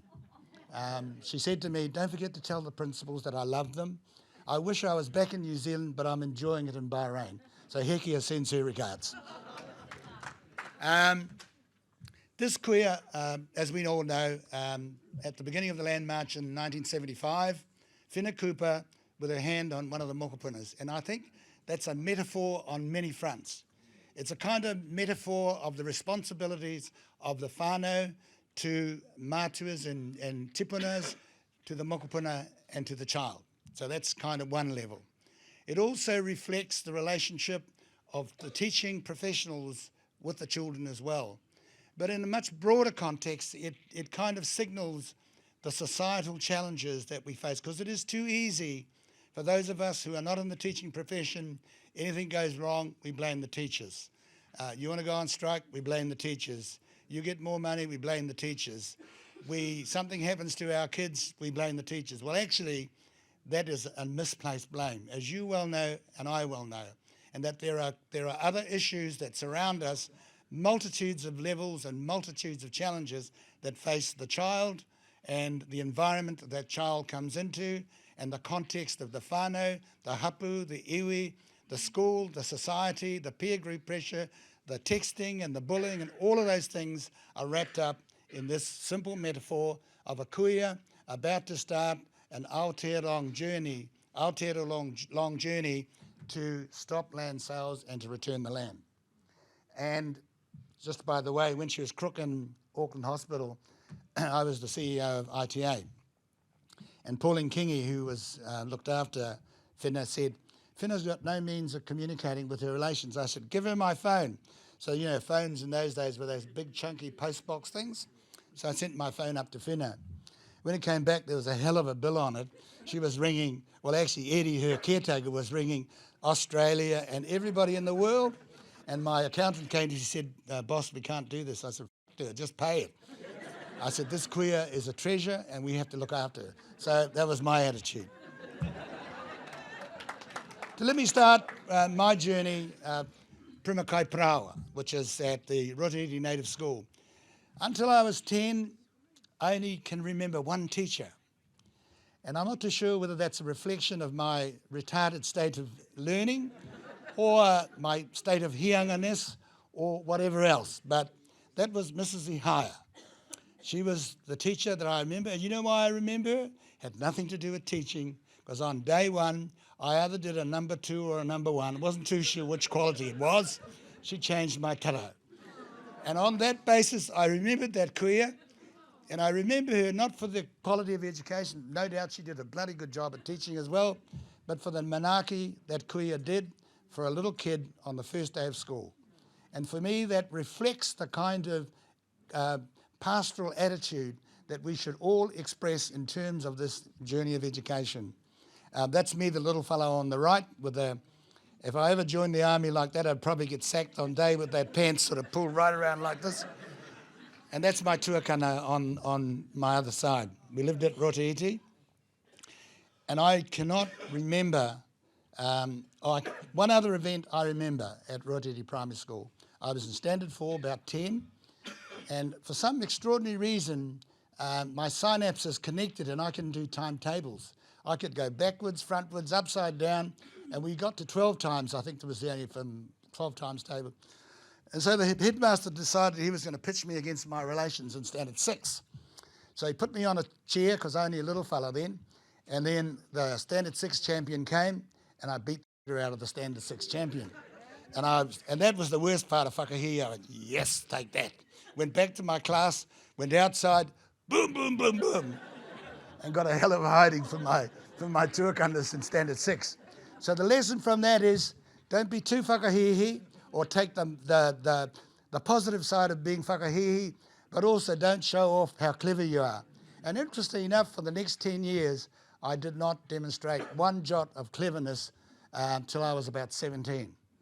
And I think that was a lesson for me, which I'm not too sure it's a good lesson, but for me personally, that was my journey. And so I decided to go underground. And for the next 7 years, I was basically a guerrilla fighter in the education system. I'll talk a little bit about that more. When I was 10, this is called the Great Mckenzie Raid. Now, Mckenzie's was the warewhare of the 1950s. It was the warehouse in Rotorua. And at Christmas, a group of boys from Rotorua, we got on the bus, and I had my younger brother Bruno, Te Anakari James, who was 6 and I was 10. And we got on the bus with this bunch of crooks from Rotorua. And as we were going along, they asked us how much money we had, and we had into this little bit. And they said, don't worry about the money, we don't need money, we're going to go shopping. I said, ooh, that's good. So we went to Mckenzie's, and these guys, they were pretty smart, eh? They were kind of choosing things and then putting them in their pockets. I thought, gee, this is a good way of shopping. So I took some marbles, put them in my pocket. Then of all things, I chose those, you know, those silver things that hold shirts up in the old days? I thought they looked good, so I took those and put them in my pocket as well. And by the time we got around the door, I was so excited by this free shopping that I said in a loud voice to the group of about 6 or 7 or 8 of us, let's do it again. And regrettably for us, standing at the door was an off-duty sergeant from the police station who heard me and said, stop. Now, in 1953, when a policeman said stop, you stopped. Not nowadays, of course. But so we all stopped, and then we went to the manager's office. And what I didn't realise, dummy that I was, as we were going to the manager's offices, my mates were kind of emptying their loot as they went. And so when we got to the manager's, Muggins was standing with pocketfuls of marbles, and all my mates were like this and saying, no, not us, we didn't do anything. I mean, he did it. And so at the age of 10, I became a juvenile delinquent. Went to court, and the judge accused me of leading a gang. And I thought, well, how the hell can I lead a gang? I didn't even know about shoplifting until that one incident. But it was a cathartic event. And at the age of 10, I decided anally that integrity and straight line had to be the only way to operate. And from that day on, my family will tell you that I am anally bad at not encouraging crime. I could have been probably, rather than the Knight of the Realm, addressing you as a probably retired member of a gang leader. I think I would have made a pretty good one, actually, but thank God I didn't. But little things and little decisions along your path of life determine how you end up. And by and large, most of us are sensible enough to take those lessons. So the lesson for me was shut your mouth if you're in a raid. And secondly, the other lesson was, in fact, the worst thing that happened for me was not being arrested by the police and taken to the police station, but arriving at home at Rotorua, and my mother, who's Ārai, and her mates were playing cards, and because gambling was illegal those days in 1950s. So the policeman knocks on the door, and my mother, she must have been as stupid as I was, because she arrived at the door clutching a blanket with all the money and the cards in the blanket, staring at the policeman. So the policeman explained why he was there, and when the policeman went, I got a hell of a hiding. So that was the worst punishment for me. It was for my mother, not for shoplifting, but for disturbing her game of cards. And so my mother loved cards. So on a headstand at Rotorua, there's a royal routine flush. My mother was very expressive. People liked to gamble with her because if she held a good hand, her eyes would light up and she would be joyous and everybody would throw their hands down. And if Ārai had a bad hand and she was betting up, she'd be like this, betting up, and everyone would bet against her. So when she died, my sister said, we've got to do something for our mother. She never had a royal routine flush in her life, so let's do that on her headstone. So on my mother's headstone is the joy of her life, getting a royal routine flush in death. And so we remember her for that. I went to high school. Let me tell you, 3 of us from Te Teko, we decided on a strategy which is very seldom used. We decided to fight who would come last in the class. And for 5 years of high school, we succeeded. And I can tell you, it is bloody hard if you're reasonably intelligent to come last. You have to deliberately miss questions or deliberately misspell in the spelling test or deliberately misconstrue algebra for geometry to come last. But we did succeed. One of my mates lives in Rotorua, Ngāmaru Rarino, who became a policeman and an actor. And the other one was Rangi Tukeo Paura, who's a senior member of the Ringatu Church. But between the 3 of us, we locked out those 3 bottom places very successfully. And we had a lovely time at high school. We ate other people's lunches, and we had, we actually became prefects, by the way, because the principal decided that if you wanted to control the school, you had to get the hardest buggers there to do it. So they chose us. And so we used to stand at the gate. You know, you have to have a letter to go down to Kopeope to get your buns. And we'd let people go without a letter, except that we had charged them a donut. So we would end up with a nice lunch each day. And so we had a very successful 4 or 5 years at high school. And I went back to Whakatane High School to give a kind of end-of-year address. And I said to the assembly, Peter McClay was the principal there, I said, you'll never find my name on any honour board in this hall. You'll never find my name in any sports blue or in this high school. I'm not saying that because I'm proud of that. All I'm saying is, notwithstanding that, you can make progress. So that was the lesson that I gave to those kids. And so having succeeded in fighting to being bottom feeders, and I could probably do a PhD in bottom feeders, by the way, Kath, if you wanted to sponsor me and be pretty successful at it. I failed school certificate because the teacher said all you need to get is 51%. So I was trimming the margins, and I got 36. It's a little bit of a gap between 36 and 51, but, you know, And then the second time I decided to use my brains a bit and I passed. And I then started a little bit of a journey on improving education. 18, I was pretty much, I left school and I decided to get a job. So I left Otakiri, got on the Kawerau Strait and hitched a ride up to Tasman. And I boldly walked in through the gate at Tasman, Paper and Pulp in Kawerau. And I demanded to see the HR manager. I didn't know what HR meant, but I meant it was somebody who would hire people. And they said, oh, that's Mr. Teddy Butt. And I said, Mr. Teddy Butt. Well, I'd like to see Mr. Teddy Butt. And, you know, tino whakahihio, I was only a teenager demanding to see the head of personnel or this. So Teddy said to me, saw me, he owned a pub in Kawerau, he said, what the do you want? Excuse me, Mr. Butt, I'd like a job. He said, what do you want to do? I said, I want to, and the first thing that came to my mind is, I want to be accountant. He said, you want to be accountant? Yes, Mr. Butt, I want to be accountant. So I went up to the office to be an apprentice accountant, and for a year I photocopied and carried a schedule around for the senior managers, and that's what training to be an accountant is. Unfortunately, the Army rescued me, and at 18, a warrant officer stopped me in Whakatane. He said, hey, do you want to go to Wellington? Never been to Wellington, and probably been to Auckland once, and the big smoke was coming to Rotorua from Whakatane, or going to Whakatane. I said, yeah, I want to go to Wellington. What do I have to do? He said, do nothing. I've got to fill a quota. There's a selection board going on to select New Zealanders to go to a 4-year course, military training in Australia. Don't worry about it. You're not going to get it, but I need to fill my quota. Can you grab a couple of mates and go? I said, yeah, no, we go. So we got on the bus, on the train, down to Wellington to Trentham. And remarkably, at the end of it, I ended up being selected to go 10 of about 200 cadets to go to the Royal Military College. And the reason I did it was very interesting. They had this exercise. You had to erect a tent, and there were 2 dummies to do it. And they would literally do exactly what you said. So nobody ever erected the tent because these dummies would do exactly what you said. And I worked out within 30 seconds that these dummies were not going to erect the tent for me. So I said, "Attention, about turn, quick march," and I marched them out of the room. And the selection board was sitting there, waiting with their clipboards to mark me, and I marched these buggers out of the room.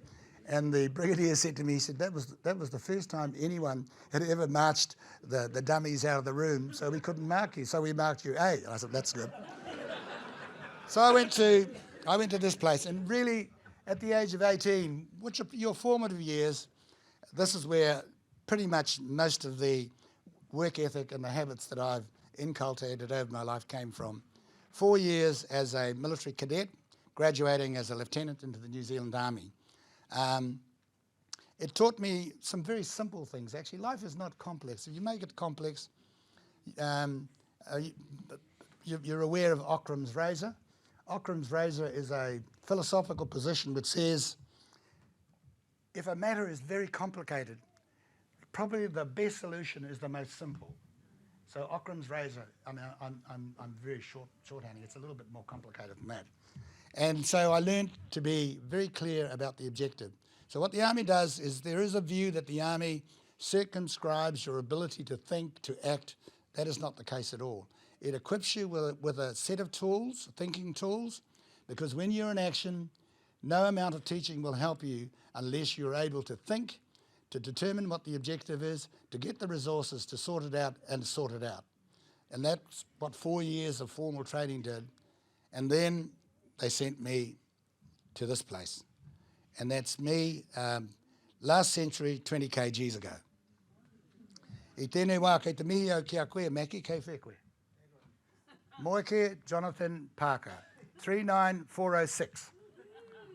Ko tēnā tangata he tino toa aia. No te mea, I haere maua, I roto I Victor 4 ki Vietnam.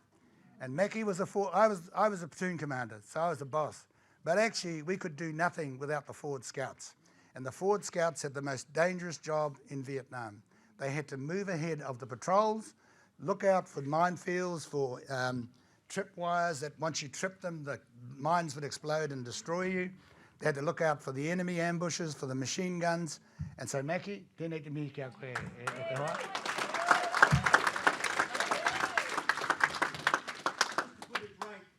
My slave name was Mackie. My real name is Moike. And our teachers had difficulty. My teachers were Irish nuns. I'm the only one in my family with a Māori name. All the rest have Irish Catholic names. So I'm the only one matua. Kia ora rā, mate. I'm the only one that inherited our Māori land. Kia ora rā. You know, leading New Zealanders in battle is probably the easiest thing you could ever do. But you can never give an order to a New Zealand soldier, and particularly a Māori soldier. If you give an order to a Māori soldier, ka ata wānanga rāua, rātou hoki, tika neta kōrero te rangatira nei, ka haore, o kāre mātou te haere ki reira te. So you have to actually, they follow you because they trust you and they believe that you're not going to kill them or get them killed. And that's a simple rule of military combat. Soldiers will not follow you into battle unless they believe you know what you're doing and they trust you.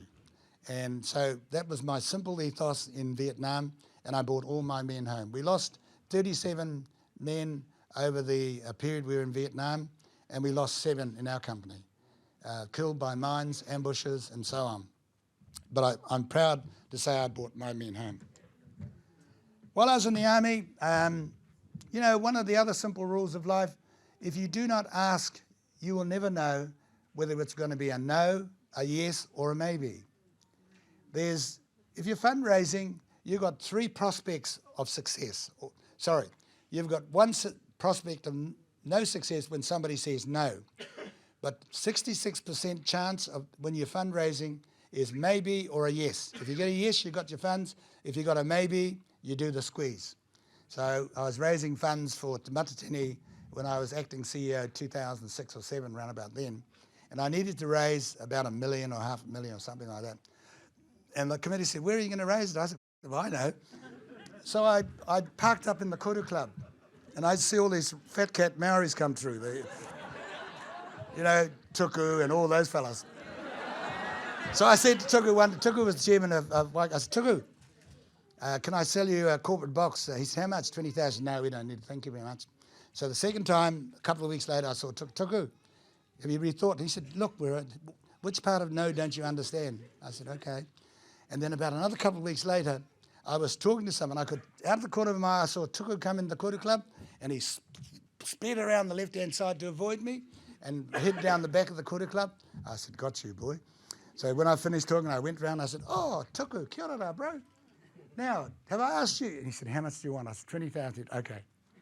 So you can convert a maybe into a yes.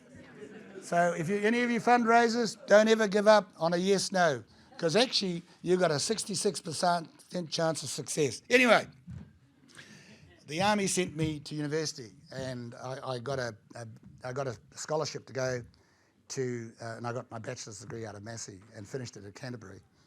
But here's the thing, the senior officers were not very happy because infantry officers were meant to wear tin lids, dig trenches and shoot and kill people.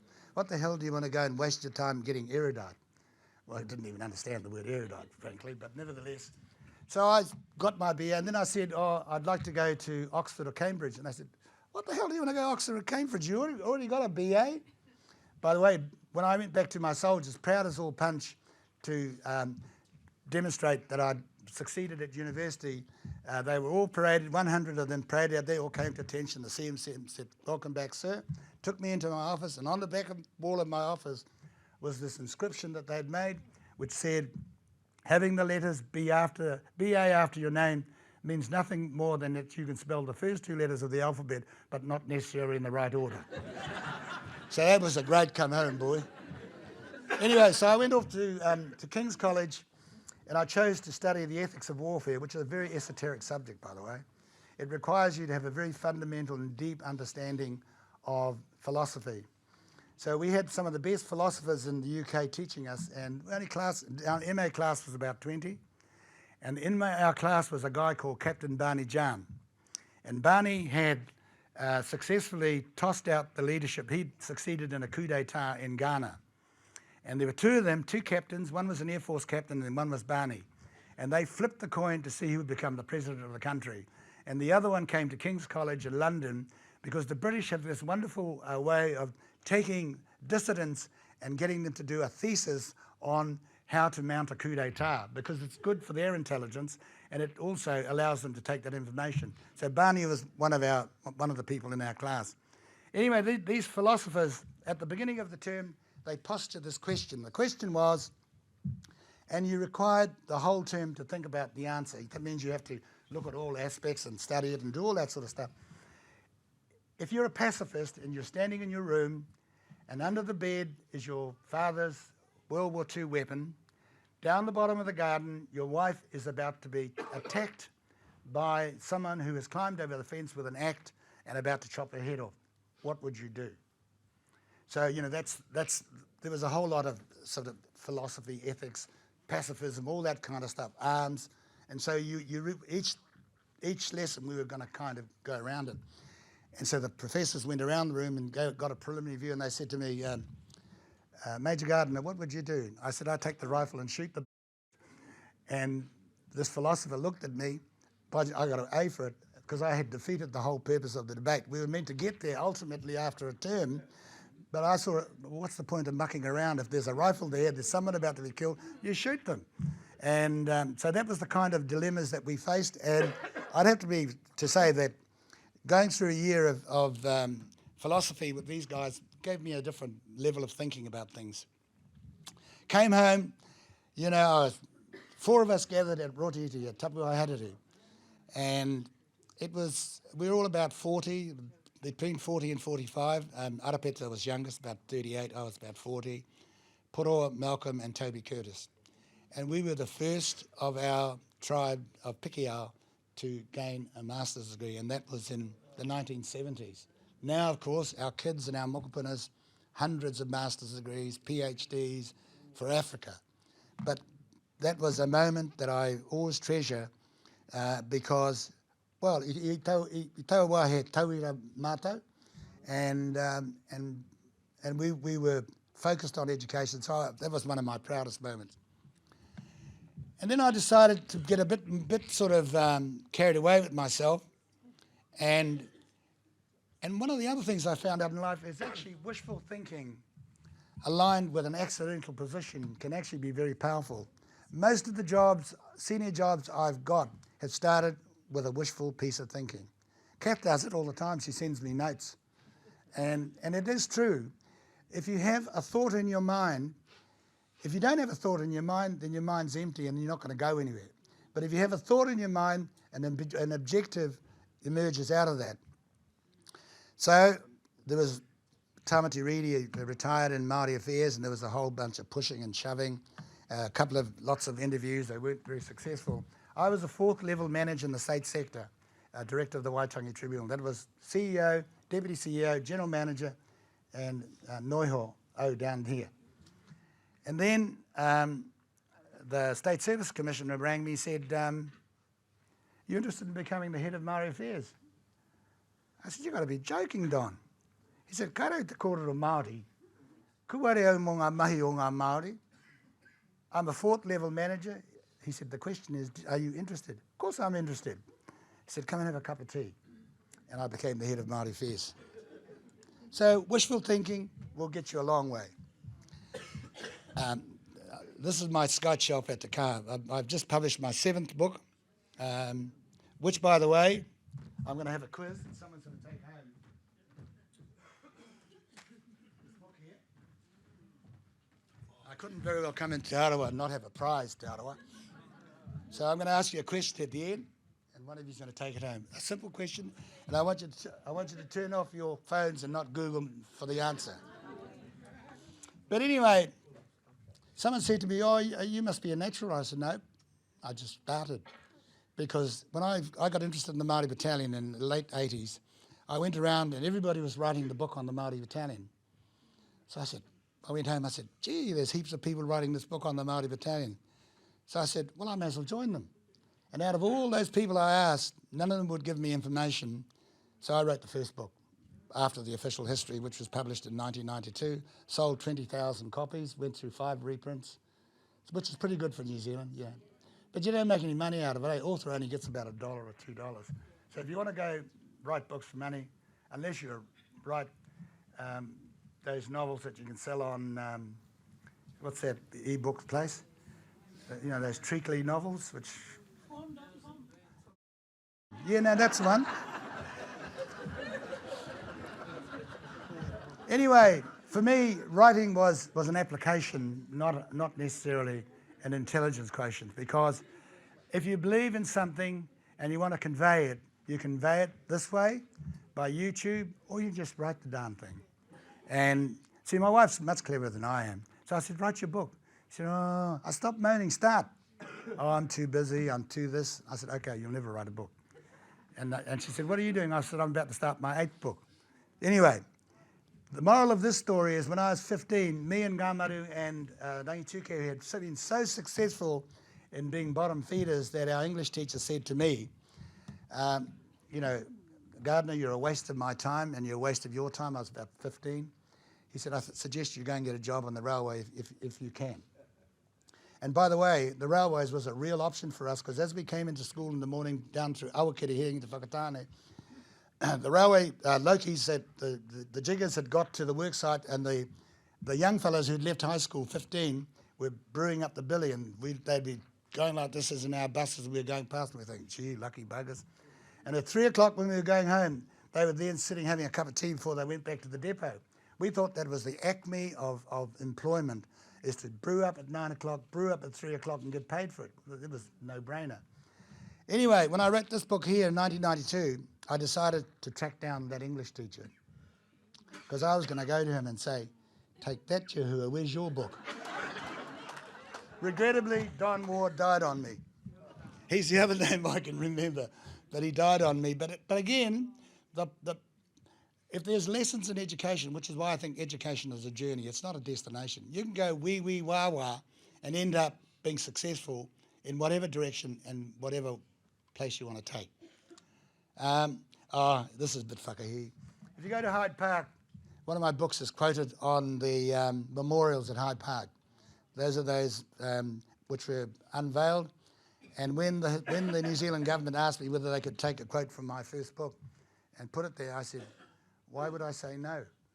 And so there's me standing somewhat dopily by that pole, which is... So if you're going through Hyde Park next time you're in London, please stop and peer down and get your glasses on, because there's a quote in there from me. One of the other things that I've been involved in is the Whare Wānanga movement. And really the visionaries were firstly Rongo Wetere, Hirani Mead and Whatawiniata. And between the three of them, they are truly significant visionaries, and regrettably their story hasn't been fully told. So I've been involved in our wānanga since 1992 when we were registered, so that's a long time. I hope nobody's from TEC here because I don't go to meetings anymore because the Constitution said if you don't go to 3 meetings you get sacked.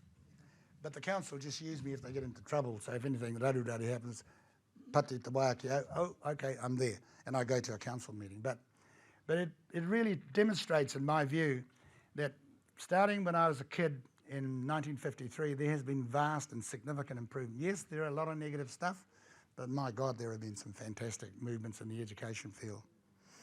This has got nothing to do with education, but it's got to do with the sweat, the small stuff, and the big stuff will fall into your hands. If you don't recognise me, that's me trying to do a haka. And on the left here is the leader of the Matatini champion of 2019, Kawariki. Obviously, he needs to take me in hand, but we're in Berlin there, in Beijing. And I was chairman of Te Papa.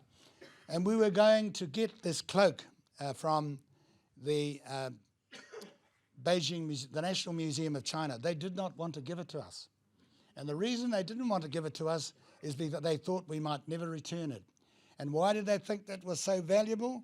Well, that cloak was presented by Koroki through Ramai Haywood, who was an actress, in 1959.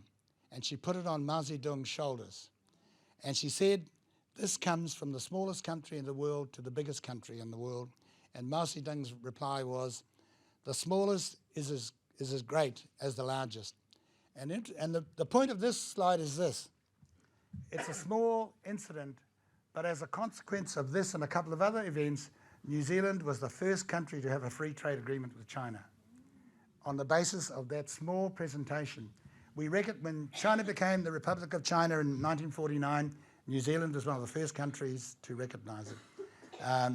In 1959, this occurred. Rewi Ali was there.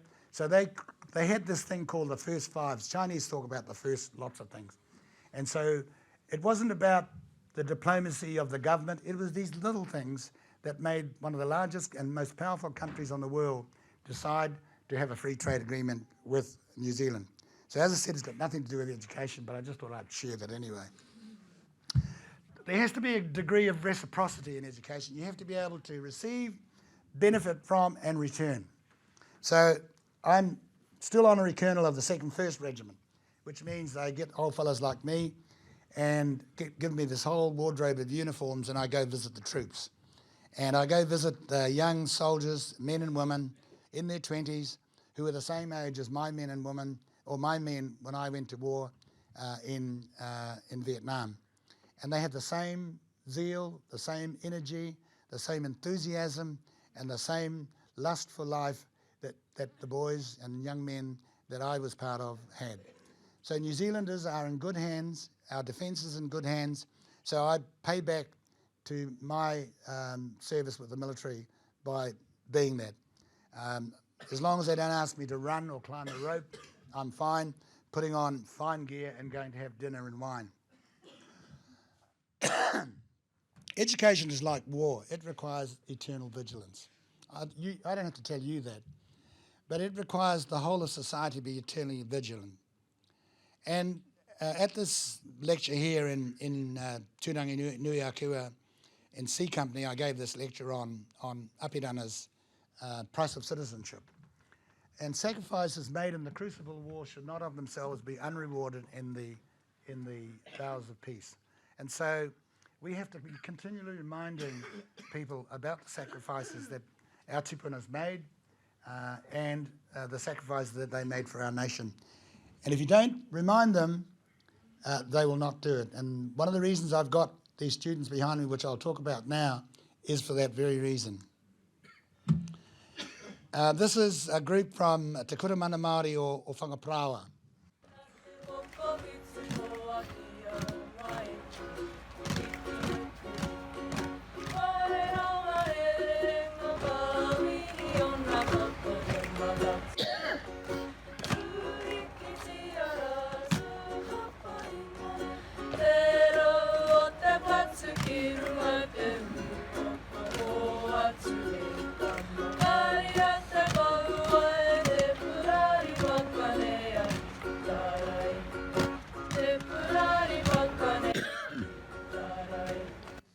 Crows like me and kuias like some of you, we have to pay back. So I could have paid back at Rotiti, Te Teko, Otakiri, Whakatane, not so much Whakatohe because I haven't had much to do with my Whakatohe relations, Te Kaha and Whangaprawa. And why I'm at Whangaprawa? Because they were receptive to the ideas that I talked with their principal and their board of trustees, and I now pretty much fully commit myself in the reciprocal arrangements with that kura. To the extent that each year we take a dozen students and about 10 parents ki te whai I ngā tapuai o ngā mātua tipuna. So we have 3 objectives when we travel. The first is to train the kids or acquaint them to international travel. Let me tell you, by the time they leave Auckland Airport, they leave us behind. So that's the easy objective. The second objective is to expose our students to the antiquities, to the ancient civilization of Greek, the pyramids, Turkey, Rome, Greece, Crete, all of those civilizations, because what that does is it contextualizes for them the strength and importance of tikanga, āhuatanga Māori and te reo, because it's then put in a context. Sometimes if you actually focus on an issue without a context, you can get a bit wayward, or you can actually get a bit lazy. And so when you see the ancient civilizations, you realize that there is much to value and much to continue to sustain out there. And the third issue is we follow and pay respects to our tipunas who went to war. So we go to the battlefields, and I walk the battlefields, and I've walked all the battlefields of the Second World War that Ruatako Māwaru have. and then we go to the urupā to pay our respects. This is not a one-way thing. We asked our students to research, to go to the urupās at home for the tipunas who came home, to research those who died. So when we get to the urupās, we have a karakia, and then we read out the names of the men lying in that urupā. We do our and we end up with a haka. So in that small way, in 25 years' time, when the 100th anniversary of the commemoration of World War II comes up, the young people behind me will be in their 30s and 40s, and they will carry the kaupapa. And so we've gone further than that. We want to actually, the next book we write, and we're writing it now on prisoners of war, the 28th Māori Battalion, will be sponsored by the Kura Mana Māori o Te Whangaparaoa. And in addition to that, we want to also create opportunities to do wider things. Now, most of you will know that Whangaparaoa is a small community. We don't have many resources, but let me tell you this, whenever we travel each year, our land trusts sponsor most of the cost without hesitation. And the reciprocity from our students is when we come home, we have lunch with our shareholders and the whole community, and they brief them on where they've been.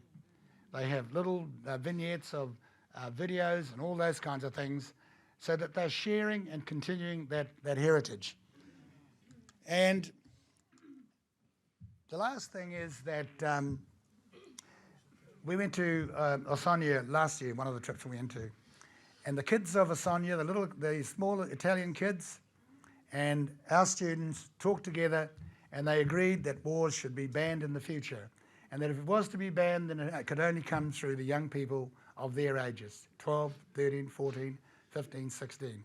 Because clearly, if you leave politics to older people, they create wars. And if you use young people to think about not having a war in the future, it might just possibly happen. It might not, but nevertheless, it might. 2 more slides to go.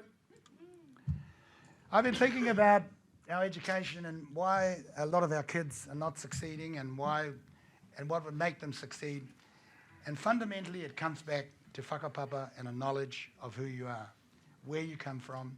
And it's like this tree here. If you're deep-rooted in your whakapapa, you know who your kroa and your kui are, you know who your marae is, you can say your whakataukis and you can sing your waiata. What more can you want? You are a child of the universe of the future. And that's a simple thing that we can do. That is not necessarily your responsibility.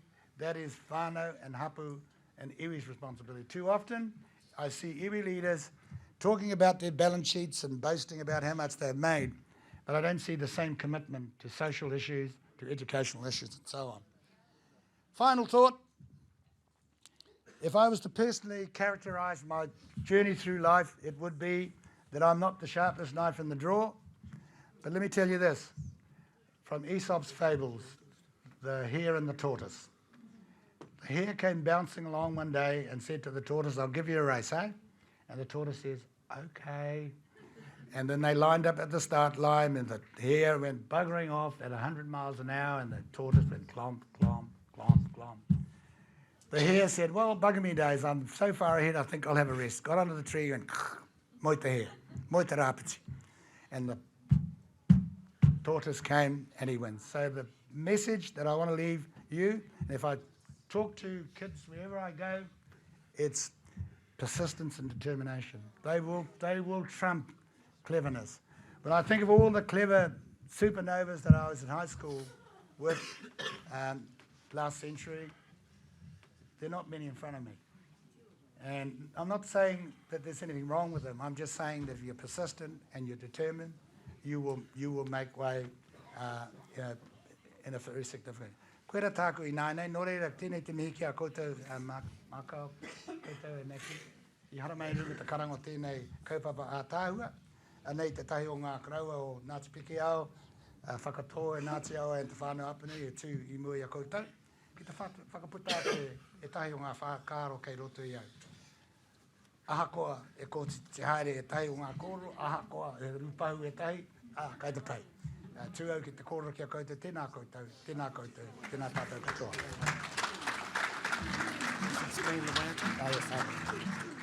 This waiata, we were in Ossagna last year, and the kids got up, the Italian kids got up and sung Po Karakareana. It was beautiful. And then our kids got up and sang this song, and it was beautiful too.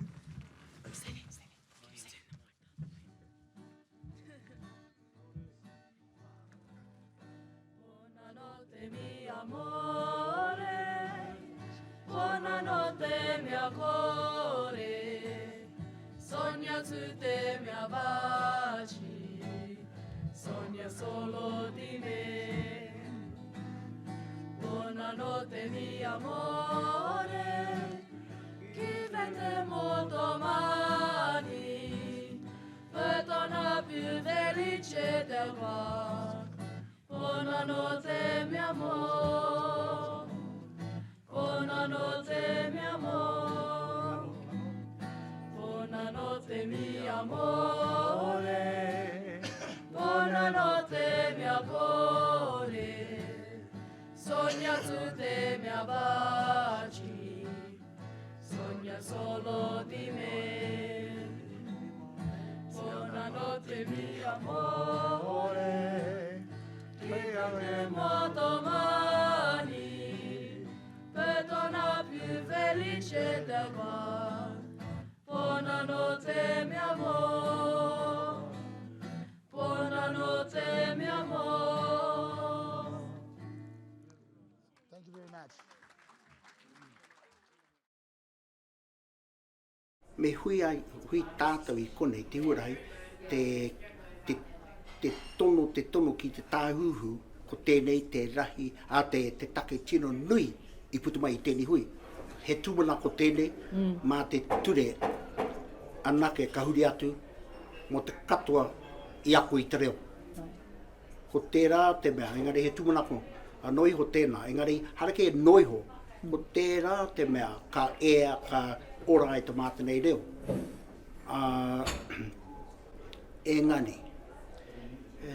Engari, e kaukei o mātenei tamariki tino hie ana, te ako I te reo. Me pēhea ka reo I tino mōhio, engari a rātou mā haere mai ana te ako I te reo, me kahātu te tautoko te awhi a rātou. E a rātou nā te mea, kei rotu I a rātou, tērā he āhua anō, he wairua anō I rotu I a rātou. E tupu ana, e ngaungau ana I roto rātanei puku.